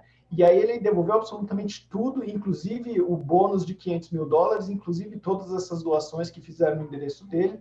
E aí eu já não sei mais o que aconteceu, né? Eu acho que deve ter aí um acordo meio que de cavalheiros. Tá bom, você devolveu tudo, a gente não vai falar para a polícia. Mandaram os russos com uma cabeça de cavalo, Breslau. Mandaram os russos com uma cabeça de cavalo na casa dele e ele se convenceu de que não era coisa certa. Tá? Mas veja que interessante, né? Porque é descentralizado, mas não é, porque você tinha um grupo que pressionou ele para devolver, né? Mas esse grupo não necessariamente era sempre o mesmo grupo, né? É uma questão de coletivo que se coordena. Então, por exemplo, a Poly falou, fui hackeada. Aí uma exchange falou, opa, se chegar aqui, eu vou bloquear os fundos, estou de olho. Aí um pesquisador que estava olhando falou, eu descobri que o hacker fez uma besteira aqui, isso pode ajudar vocês a descobrirem quem você é. E acho que o que é interessante é que todo mundo fica falando que cripto é muito fácil para você lavar dinheiro, para você fazer crime, etc. e tal, e tem seus usos, não vou negar isso, tá? Ele facilita uma série de coisas, mas, por outro lado, a transparência extrema desse sistema e a característica de que 24 horas por dia tem alguém observando isso daí, fez com que, antes mesmo de você conseguir envolver a polícia conseguir determinar quem vai ser a task force que vai ver isso daí, o hacker já está devolvendo dinheiro, entendeu? Lógico que a polícia foi envolvida, lógico que vai ter investigação, mas, na verdade, o negócio foi resolvido porque você sempre deixa rastro no blockchain. Tá? Okay. E porque a comunidade, ela se comunica e se coordena, porque a gente sabe que se a gente acha que essa tecnologia é importante e deve ser desenvolvida para atingir o seu potencial, se a gente for taxado como anarquista, ladrão, que come criancinha e rouba velhinhos, a gente não vai a lugar nenhum. Obrigado, Breslau. A gente está chegando quase no final aqui, tem poucos tópicos a cobrir. Aqueles que têm questões, eu pediria, por favor, que colocassem lá no Q&A. É só apertar o botão ali e registrar a sua questão, que a gente vai responder assim que terminarmos aqui. Eu acho que temos mais, no máximo, uns 10 minutos falando, depois a gente vai responder as perguntas. No próximo aqui, a gente já falou dos NFTs e dos Play to Earn Games. Curtis, se você pudesse comentar um pouco sobre Private Money e o Libra.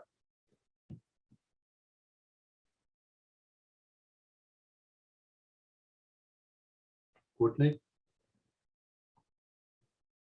Você está no mudo. Desculpa, eu falei aqui, estava em mudo. O grande evento que descambou, né, com a febre das CBDCs não foi o mercado cripto. Na verdade, quando a febre das CBDCs começou, o mercado cripto estava em baixa, que foi 2019. Mas foi um anúncio de alguém que falou assim, não, peraí, eu já entendi que tem essas tais dessas stablecoins, já entendi que tem tokenização, já entendi que a tecnologia está madura o suficiente, inclusive eu posso fazer o meu próprio blockchain.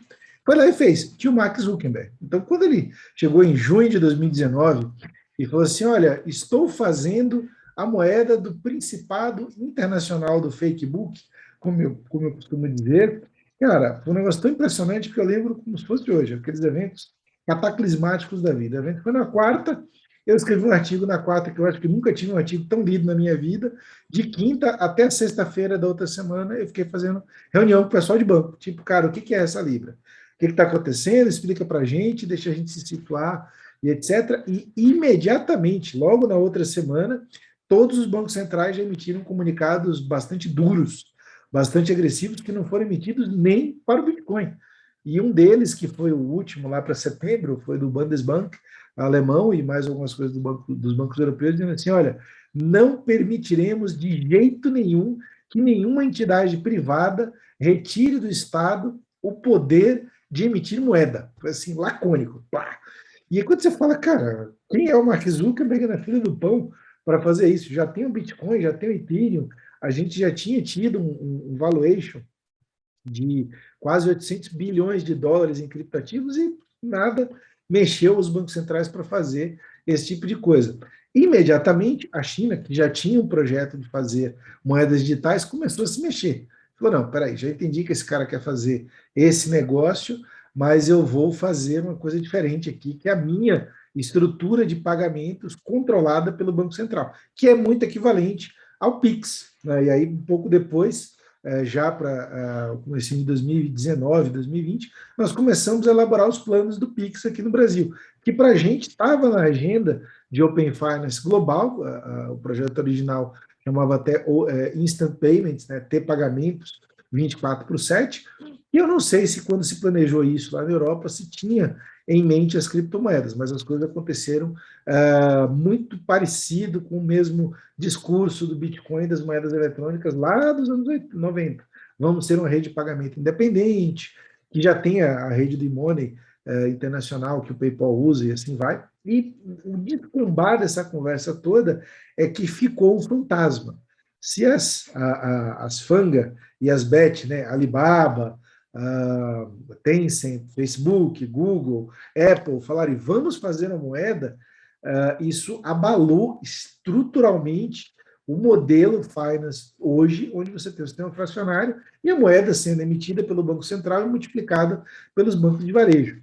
E isso até hoje reverbera. Essa discussão de, olha, quem controla o poder de emissão de moeda, finalmente chegou ao mainstream, ao ponto do Gustavo Henrique ter publicado um artigo de quase 60 páginas sobre o assunto no ano passado, um artigo bastante interessante.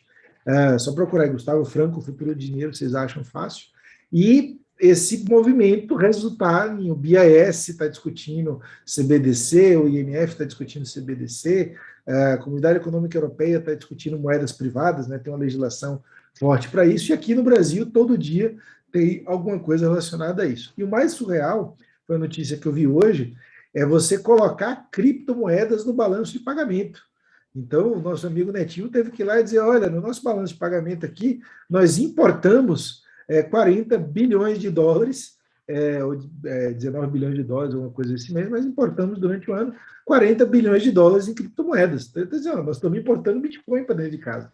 Bitcoin sobe, o brasileiro foi lá e importou Bitcoin. O que, em termos práticos, quer dizer, o brasileiro estava meio cismado, ou queria ganhar dinheiro, foi ali fora, comprou ouro, comprou diamante, comprou um ativo de segurança financeira, ou, na pior das hipóteses, um ativo de especulação. Mas olhando os números, pelo menos entraram 40 bi, não saíram nem 4. Então, quer dizer que a gente comprou e estocou realmente dentro de casa. E a grande derivada disso, voltando para a China, é que neste momento nós estamos discutindo a Guerra Fria versão 7.0, que é o yuan digital versus o dólar no mundo. Esse é o grande panorama de conflito que a gente está vivendo. Obrigado, Courtney. A questão final aqui que eu queria colocar é uma espécie de um paradoxo.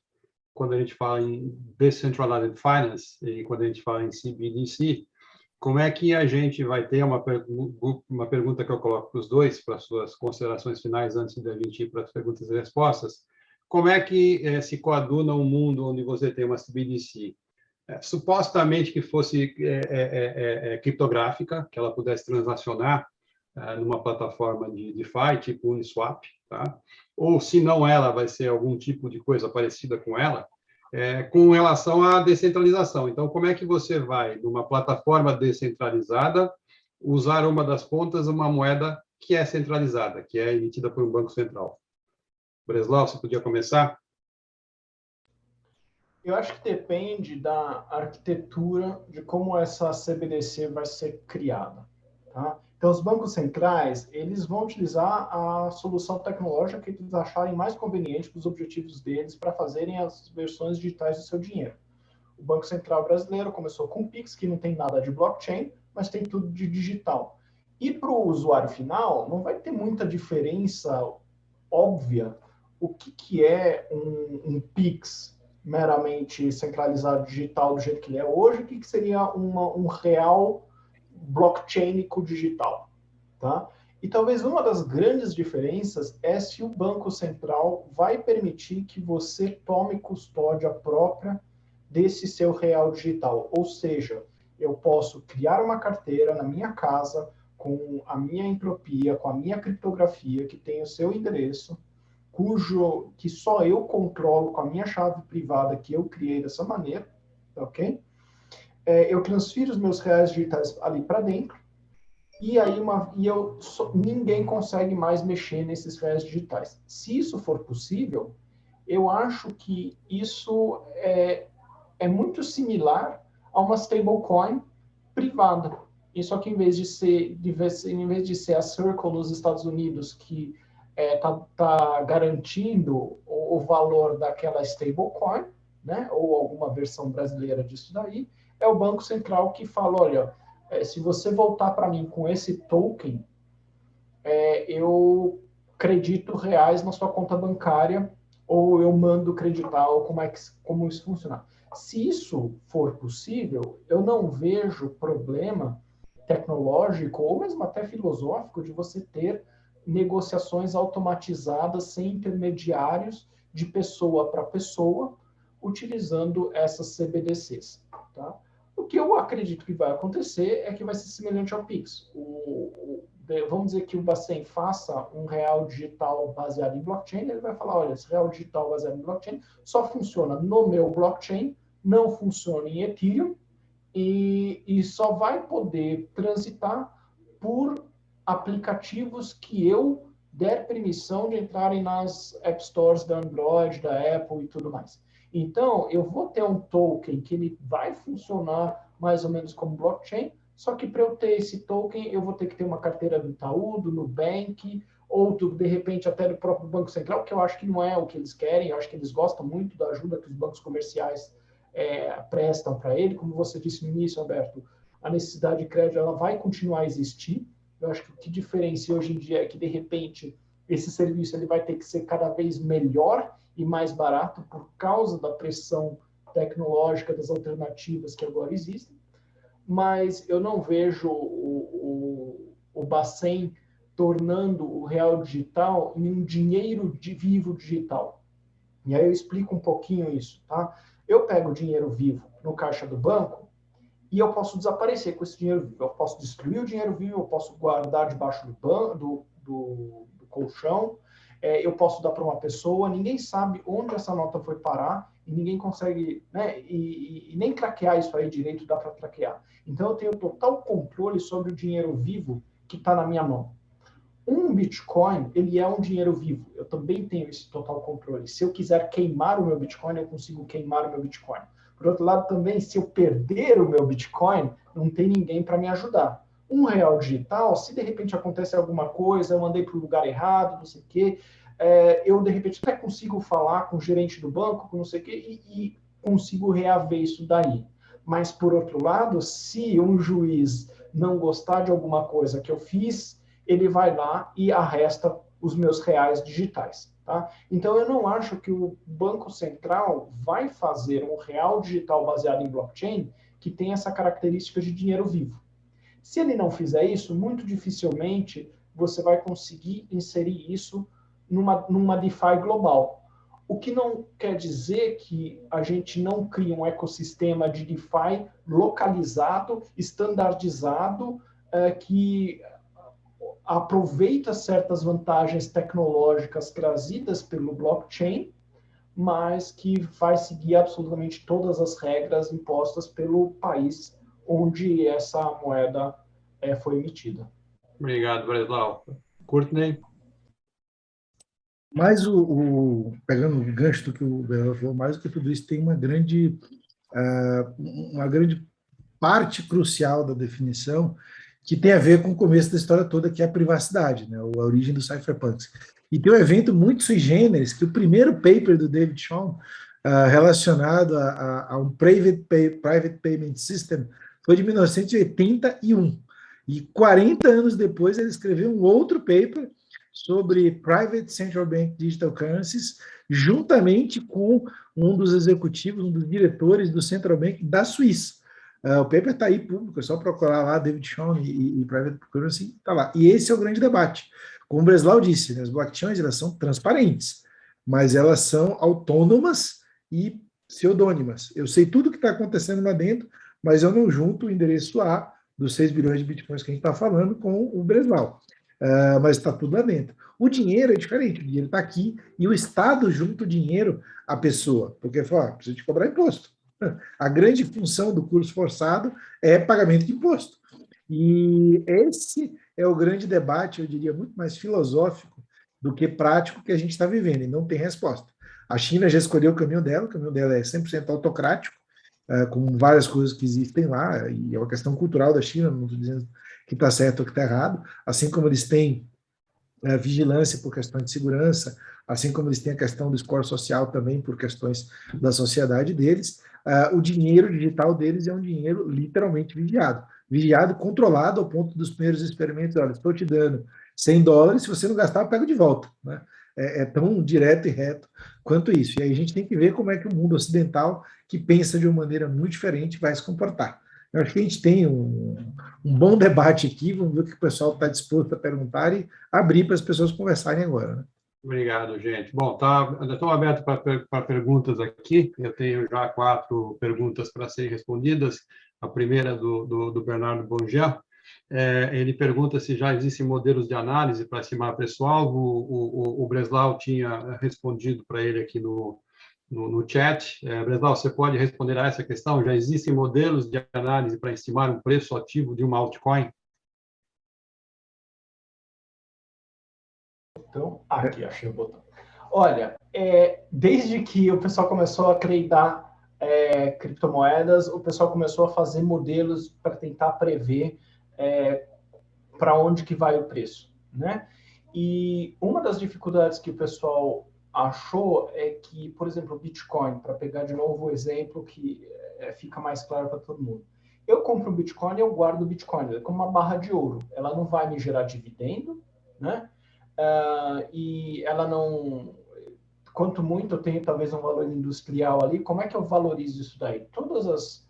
Se a gente compara diretamente com ações ou com real estate e tudo mais, eu faço um fluxo de caixa descontado e com isso eu tento fazer uma avaliação do valor de um certo ativo, tá? Essa avaliação por fluxo de caixa descontado, então, para criptomoedas simples, né, ou no estilo Bitcoin, não funciona porque realmente você não tem uma renda que advém disso daí. Então, o pessoal utiliza técnicas de análise gráfica, o pessoal utiliza sentimento, o pessoal tenta ver notícias e tudo mais, e aí você vai ter várias empresas e pessoas, e influencers e tudo mais, que têm as suas metodologias, muitas pessoas fazem análise dos dados do blockchain, então você analisa quantas carteiras apareceram novas, qual foi a movimentação de uma carteira para outra, quanto que dinheiro que entrou numa exchange, quanto dinheiro que saiu das exchanges e tudo mais. Você tem esses dados e o pessoal tenta fazer modelos para prever aí para onde que vai o preço. Mas aí é como você escolheu o teu advisor financeiro. Você vai ter que ver como é que cada uma dessas faz, qual que é a lógica que eles seguem para tentar descobrir o preço, ver se faz sentido para você, e aí ou seguir as recomendações ou pagar por elas também, que acontece. Mas tem muita coisa aí, e aí é um pouco de bola de cristal para todo mundo. Eu tenho uma opinião pessoal, o Bitcoin, ou as criptomoedas, ou tudo que a gente tem, até o próprio dinheiro, é uma criação da mente humana, é uma abstração. O dinheiro, de verdade, não existe. A gente que diz que existe dinheiro, que ele vale alguma coisa, né? Que o ouro tem valor e que isso ou aquilo tem valor. E se sal já teve valor como dinheiro, daí vem a expressão salário, que os soldados romanos recebiam sal em pagamento do seu trabalho, do seu soldo, era o salário, daí vem a expressão. Se conchinha já foi usada como dinheiro, por que Bitcoin não pode ser usado como dinheiro? Pode. Na minha opinião, do ponto de vista fundamental, o Bitcoin não vale absolutamente nada, ele vale zero. Eu sigo um pouco daquilo que diz o Nassim Taleb, que ele diz que ele depende de uma ação positiva dos mineradores, que o dia que os mineradores perderem interesse, porque eles eventualmente não vão ter mais a receita da senhoriagem, né, que eles podem emitir novos Bitcoins, eles vão perder o interesse e isso pode destruir a rede e transformar o Bitcoin em valor zero. Então, se o Bitcoin tem a probabilidade de ter zero no futuro, eventualmente, a valor presente ele vale zero. Eu acho um pouco radical, a verdade deve estar entre os dois lados, mas se o ser humano achar que vale, vale, tá? Por isso que eu sou agnóstico nesse sentido. Se disser que vale, vale, quem sou eu para dizer que não vale? Agora, do ponto de vista fundamental, é impossível você dizer quanto vai valer, tá? Eu queria pegar um gancho com uma outra pergunta anônima que veio aqui, que diz o seguinte: na Bolsa, o segmento de varejo foi o último a entrar, 3 milhões de CPFs, e na cripto foi o primeiro, 5 milhões de CPF. O que falta para famílias e institucionais entrarem? Essa eu, pessoalmente, gostaria de responder, porque eu já estudei bastante o assunto, e que é basicamente o seguinte. No institucional, você tem duas questões aqui. A primeira é essa questão que a gente acabou de comentar, que é a questão de valuation. Quanto vale, né? Como é que eu, como gestor de patrimônio, vou considerar que aquilo vale do efeito? Qual é o retorno esperado desse ativo a longo prazo? Tá? Eu preciso acreditar que existe um fundamento para que aquilo tenha alguma coisa que justifique eu colocar no portfólio, já que se eu quero preservar patrimônio, eu sempre digo que eu não estou no negócio de fazer o meu cliente ficar rico, eu não quero que ele fique pobre, né? Então, assim, não estou aqui para multiplicar o patrimônio do meu cliente por 3, tá? Eu quero dar um retorno razoável para o nível do risco. Como é que eu justifico colocar isso dentro da carteira? Então, esse é o primeiro ponto que qualquer institucional que está sempre gerindo dinheiro de terceiro, seja um fundo de pensão, em nome de seus pensionistas e beneficiários, seja uma asset gerindo um fundo em nome de seus cotistas, seja uma gestora de patrimônio com o dinheiro dos seus clientes, tá? Uma seguradora, um banco. Como é que eu justifico que eu tenho aquele ativo dentro da carteira? Eu preciso ter algum fundamento, e sem o fundamento fica bastante difícil eu justificar, colocar. Então, a principal razão do institucional não ter entrado é principalmente esta, tá?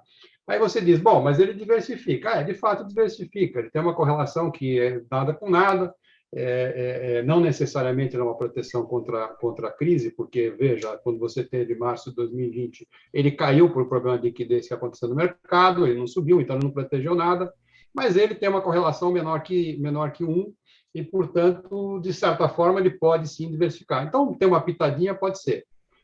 O problema de ter uma pitadinha é como é que eu consigo comprar esse ativo dentro do meu portfólio. Eu não tenho institucionalmente, tá? Como ter, por exemplo, chegar a ligar para o Bradesco, para a BEM lá da TVM, que é a minha administradora, e falar, eu quero comprar Bitcoin. A BEM da TVM não tem um mecanismo para comprar Bitcoin que entre na regulamentação para aquilo caber dentro do fundo.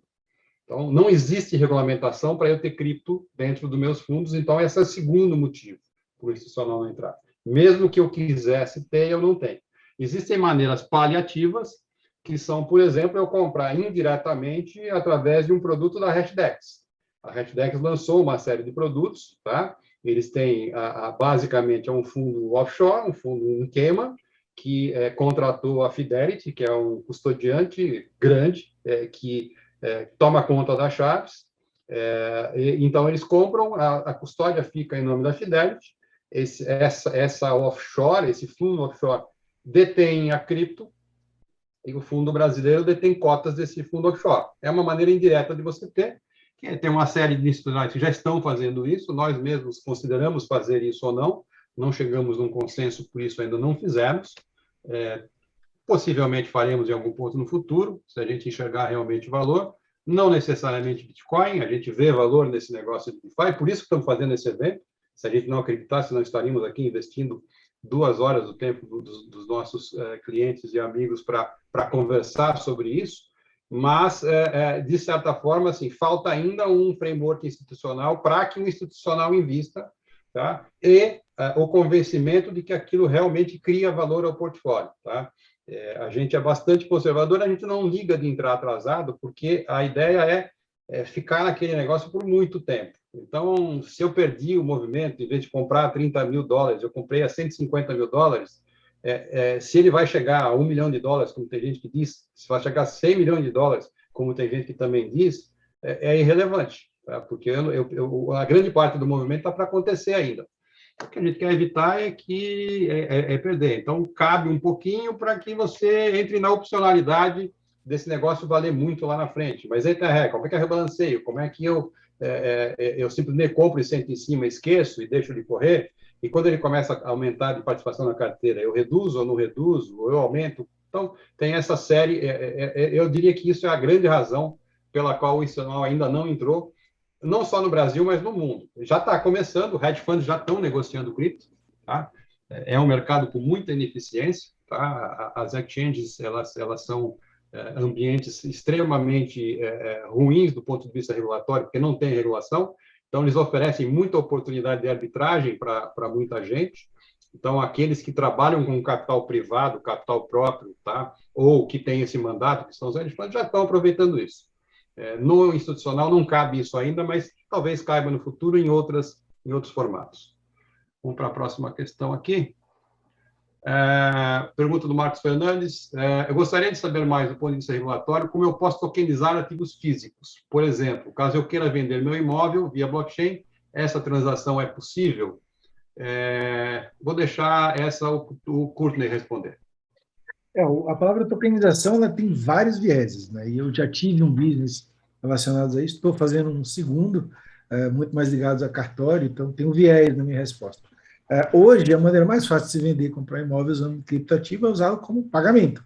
Aqui, a Tecnisa do meu amigo Zé Nigri já fez transações tipo, olha, estou aceitando uma parte do pagamento em Bitcoin. E aí depende da estrutura notarial e legal do país. É possível você fazer uma escritura digital de imóvel e vendê-la, por assim dizer, no blockchain? Isso é um NFT de imóveis. Meu outro amigo, Andreas Bazodakis, a gente trabalhou junto na Vox, ele está com um business desse lá no Rio Grande do Sul. Isso é 100% legal, garantido? Não. É ilegal? Também não é. Então, tem um caminho ainda a ser trilhado nessa questão de você conseguir lavrar uma escritura criptográfica e ela ter uma validade realmente global. Do ponto de vista purista, o que significa tokenizar o seu imóvel? Significa que você vai criar um ativo digital, que é o token, e esse token vai ser válido e reconhecido em qualquer lugar do mundo, a partir do país de origem do lavramento desse ativo. O país que está mais avançado em relação a isso, obviamente, é a Suíça, que tem grandes interesses em fazer esse tipo de coisa. E aí tem vários artefatos jurídicos possíveis, né? Então, novamente, o Andrés fez isso muito bem lá no Rio Grande, não lembro direito como é que ele fez essa história, mas já tem um caso andando por aqui.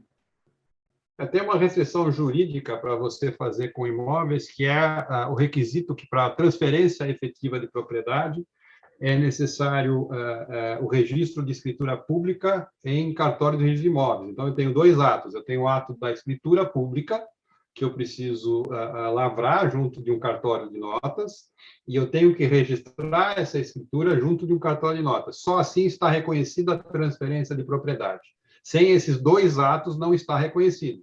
Então, se eu tokenizo o imóvel e simplesmente transfiro o token, isso não prova absolutamente nada. Ele pode provar uma promessa de compra e venda, talvez, que não vai ser oponível contra terceiros. Ela vale, eventualmente, entre os dois, tá? Entre comprador e vendedor, ela pode valer em juízo.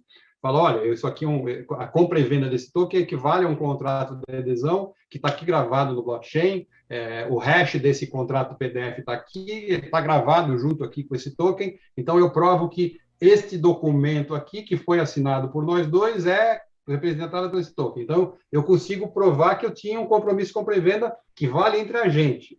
Não vai valer contra terceiro se, por exemplo, o cara que vendeu esse token vendeu o imóvel para terceiro e esse terceiro comprou, registrou no nome dele, ele levou, você, infelizmente, vai chupar o dedo, cabe ações de perdas e danos contra o cara que te vendeu o token, ou então até uma ação de estelionato aí, se você denunciar ele. Mas, legalmente, você não pode, hoje, no framework jurídico do Brasil, hoje, fazer isso. Talvez, se você colocasse numa PJ, tokenizasse as cotas da PJ, mesmo assim, ainda tem... A CVM não vai querer deixar isso. Não é só a CVM, aí é junta, né? Junto, né? Não, sim, mas junto. Eu acho que isso mostra uma grande tensão entre o blockchain, tudo que, assim, o blockchain, ele tem uma limitação, que ele só vê aquilo que está no blockchain. Ele não consegue ver o que acontece no mundo real. Então, se eu... A não ser que o mundo real esteja na blockchain. Sim, então, assim, o que está funcionando hoje em dia bem no blockchain são coisas nativas no blockchain. Por isso que eu tenho uma Decentralized Exchange, uma DEX, onde você trada criptomoeda por criptomoeda, porque aquilo que tem que acontecer, acontece dentro do blockchain, o blockchain sabe que acontece, consegue fazer com que aconteça, né? Agora, se o Alberto pegar aquele quadro lá que ele tem, colocar a escritura dele no blockchain e mandar o quadro para mim, o blockchain não tem como saber, o Fernando recebeu o quadro, então agora o token que representa o quadro tem que ir para o Fernando também, né? Mas esse quadro é um pintor brasileiro, Pink. E depois você me disse que não colecionava arte, né, velho? Não coleciono, não. Comprei no leilão beneficente. Assim, eu não tenho a menor ideia. Eu sou um 0 à esquerda em arte. Não, ele podia ter respondido. Cheguei, o quadro já estava aqui na casa. Né? Então, assim, isso que a gente ainda tem... Então, enquanto as coisas estão dentro do blockchain, eu consigo ser peer-to-peer, descentralizado, sem intermediário, sem o próprio código, a própria tecnologia é a garantia que eu preciso ter. No momento em que eu começo a lidar com coisas que estão fora do blockchain, eu tenho que abrir mão da descentralização, pelo menos em parte, porque uma ação fora do blockchain vai ter que ser executada por alguém, e esse alguém, ele vai ter a opção, né, de se negar a fazer aquilo que se espera dele. Tá? Então, aqui você tem aí um ponto fraco fora do blockchain. Então, isso é importante ter em mente. Existem serviços que tentam fazer essa ponte do mundo real para o blockchain. Então, imaginem um smart contract de aposta, que se o Corinthians ganhar do Palmeiras, o Alberto vai ganhar dinheiro do Courtney, certo? Existem serviços que mandam sinais para o blockchain, falando o Palmeiras ganhou, tá? Ou o Corinthians ganhou e o valor foi tal. Só que, de novo, aí são serviços cada vez centralizados de certa maneira, e você tem que confiar nesses prestadores de serviço, que é coisa que a gente faz no final dos contos todo dia, quando a gente está lidando com as coisas de uma maneira geral também, né? O Bill Grisinger fez uma pergunta aqui. O que vocês acham sobre o pequeno país de El Salvador? Última pergunta aqui. Se alguém tiver mais alguma, última chance aqui de colocar aqui no Q&A. O que vocês acham sobre o pequeno país de El Salvador anunciando que vai aceitar o Bitcoin como legal tender? Qual é o significado dessa medida? Eu queria começar respondendo, depois eu passo para os dois para as considerações finais aqui também. Eu acho assim que é muito mais um factoide do que uma medida economicamente relevante, é muito mais simbólico. está fazendo uma experiência que pode dar certo, pode dar muito errado. Eu duvido que os agentes econômicos de El Salvador consigam dar preço em Bitcoin. Olha, um pãozinho custa 1 satoshi, nem sei quanto vale um satoshi hoje, o Courtney pode me ajudar aí, mas o satoshi é 1 milionésimo Bitcoin, certo, Courtney? Centavo de milionésimo. Centavo de milionésimo, isso aí, perfeito. Então vai valer, sei lá, É 1,0008 dígitos 1. Então, assim, não faço a menor ideia de se assim, não acho que a população, os agentes econômicos vão conseguir precificar vinculado a Bitcoin, né? Eu acho muito pouco provável. Você teria uma volatilidade de preços gigantesca. Como é que você precifica os bens externos importáveis? Então, é muito mais um exercício que vai acabar servindo laboratório para os outros países verem. Na minha opinião, tem mais para dar errado do que para dar certo, tá? Ou talvez ele esteja simplesmente dizendo o seguinte: olha, o país já não confia mais na minha moeda, já está todo mundo mesmo negociando em Bitcoin, vamos reconhecer aqui que já perdi a guerra e, puta, já que já ferrou, vamos todo mundo para o Bitcoin mesmo. Mas eu, sinceramente, não acho que isso vá dar certo ou que tenha algum significado grande para a economia global. Courtney e Fernando, vocês querem fazer algum comentário sobre isso e as suas considerações finais, por favor. El Salvador, eu acho que eu concordo com o Alberto no seguinte aspecto, que ele aproveita. Eu acho que é um plano do presidente. A gente percebe lá que o governo é bastante centralizado na pessoa do presidente, e ele aproveitou isso para se colocar no palco global e chamar a atenção para El Salvador e tudo mais, e está tendo sucesso com isso daí, né? A lei que ele escreveu é uma lei que parece bastante razoável, tá? Porque ela não obriga você a colocar preços em Bitcoin, o preço continua sendo em dólar. Ela te obriga, se você for um agente econômico, ou seja, se for uma PJ, ela te obriga a aceitar Bitcoins se quem quiser pagar tiver Bitcoins para pagar, ou que quiser usar os Bitcoins para pagar, né? Então, acho que mais significativo do que isso é que ele está criando um fundo do próprio governo, onde ele vai colocar Bitcoins. Então, uma parte da reserva do governo vai ser em Bitcoins. Então, isso dá para a gente observar se isso vai ser uma aposta que vai funcionar ou não. Eu acho que é um laboratório muito interessante para uma série de tecnologias de Bitcoin que estão surgindo e que só o mercado vai poder mostrar se funcionam, principalmente aquelas envolvidas com a Lightning Network, que permitem pagamentos praticamente instantâneos e de baixíssimo custo, usando Bitcoin, mas não usando diretamente o blockchain Bitcoin, mas mesmo assim sendo criptograficamente seguros, tá? E o que é interessante é que botou todo mundo para pensar. Então, eu não estudei a fundo, mas eu sei que, por exemplo, o Banco Mundial ele tem que lidar com as moedas dos países de uma certa maneira. E a partir do momento que El Salvador coloca Bitcoin como moeda legal em seu país, de repente ele obriga o Banco Mundial a ter que fazer certas coisas com Bitcoin que por si só ele não faria. Minha expectativa é que o Banco Mundial vai simplesmente ignorar isso, porque El Salvador é El Salvador e não é Estados Unidos ou Alemanha ou Rússia, tá?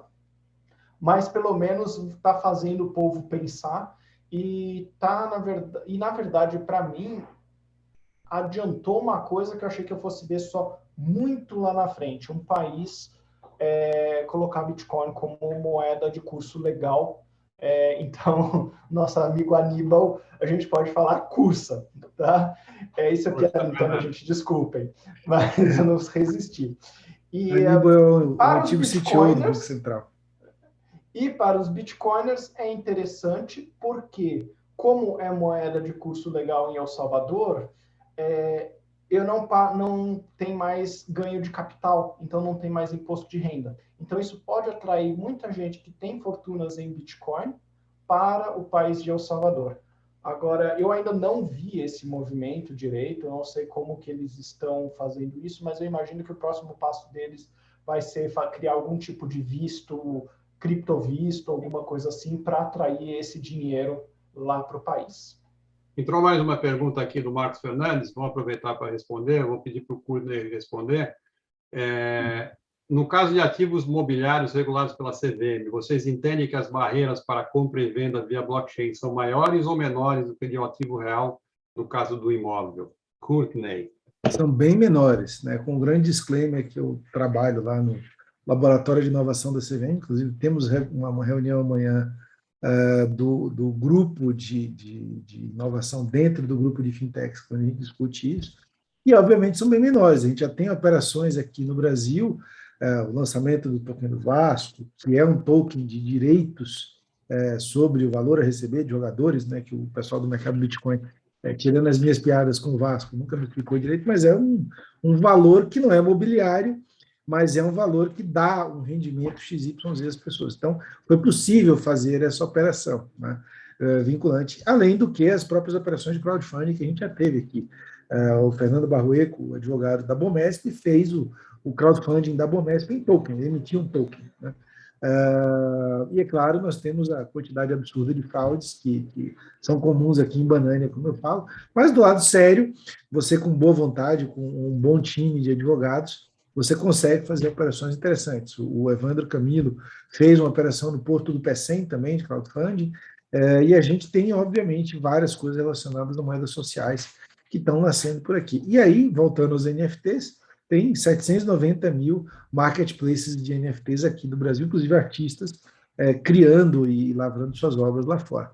E o que falta só é um aparato regulatório, e aí, novamente, eu tenho que tirar o chapéu para os colegas da CVM, eles fizeram uma série de consultas públicas em relação a isso, estão se movendo, claro, na velocidade da autarquia em direção a isso, e agora nós temos duas pressões grandes. A Europa acabou de lançar o MiCA e vai formalizar isso em algum momento, e a Suíça, a partir de 1º de agosto, tem um framework legal para tokenizar todo e qualquer tipo de ativo, seja ele valor mobiliário ou não, a partir da Suíça. Isso é um game changer no mundo. Então, antes dessa modificação na Suíça, as pessoas estavam mais ou menos esperando quem ia fazer dos países de porte no sistema financeiro internacional alguma coisa.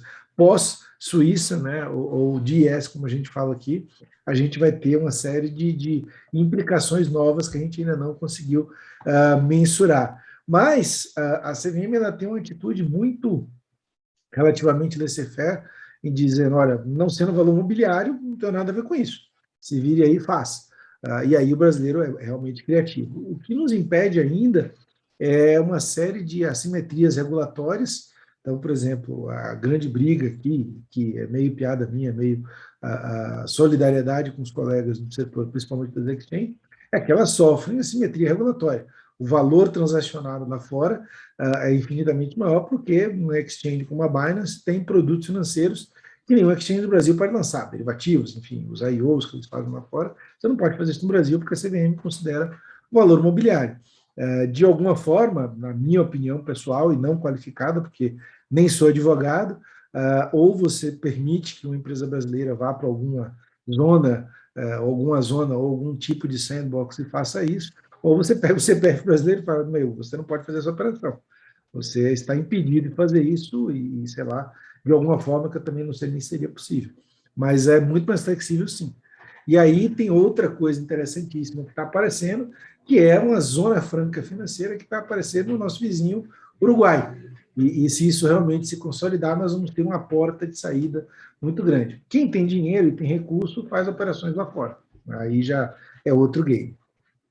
Perfeito. Obrigado, Fernando. Obrigado, Courtney. Estamos chegando no final aqui. Só queria fazer uma consideração final de que esses mecanismos de DeFi que permitem que você troque um token por outro token, eles revolucionam o mercado no sentido de que você elimina as bolsas, você elimina as corretoras, você elimina todos os intermediários, você reduz o risco de crédito, porque a transação é delivery versus payment, e você tira, de certa forma, o controle absoluto do que pode e o que não pode ser feito. Então, eu acredito que a inovação vai fazer com que esse mercado exploda, e à medida que o institucional possa entrar, esse mercado vai multiplicar de forma astronômica, e o mercado do futuro será maior do que o mercado convencional hoje, que negocia $1 trilhão de bonds, $1 trilhão de ações e $5 trilhões de moedas por dia. São $7 trilhões com liquidação em D+2. Então, são até 14 trilhões de dólares de risco de crédito que vão desaparecer. Essa necessidade de funding de crédito desaparece do dia para a noite, se você negociasse tudo via DeFi. Então, eu vejo um potencial gigantesco. O que vai ganhar vai ser uma briga aí de seleção natural, mas eu vejo isso com bons olhos. A gente vai editar esse vídeo e deixar disponível para todos que participaram e para aqueles que não participaram também. Obrigado pela participação de todos. Obrigado, Courtney. Obrigado, Fernando. E tenham uma boa noite. Obrigado. Obrigado a todos. Excelente noite. Tchau, tchau. Boa noite.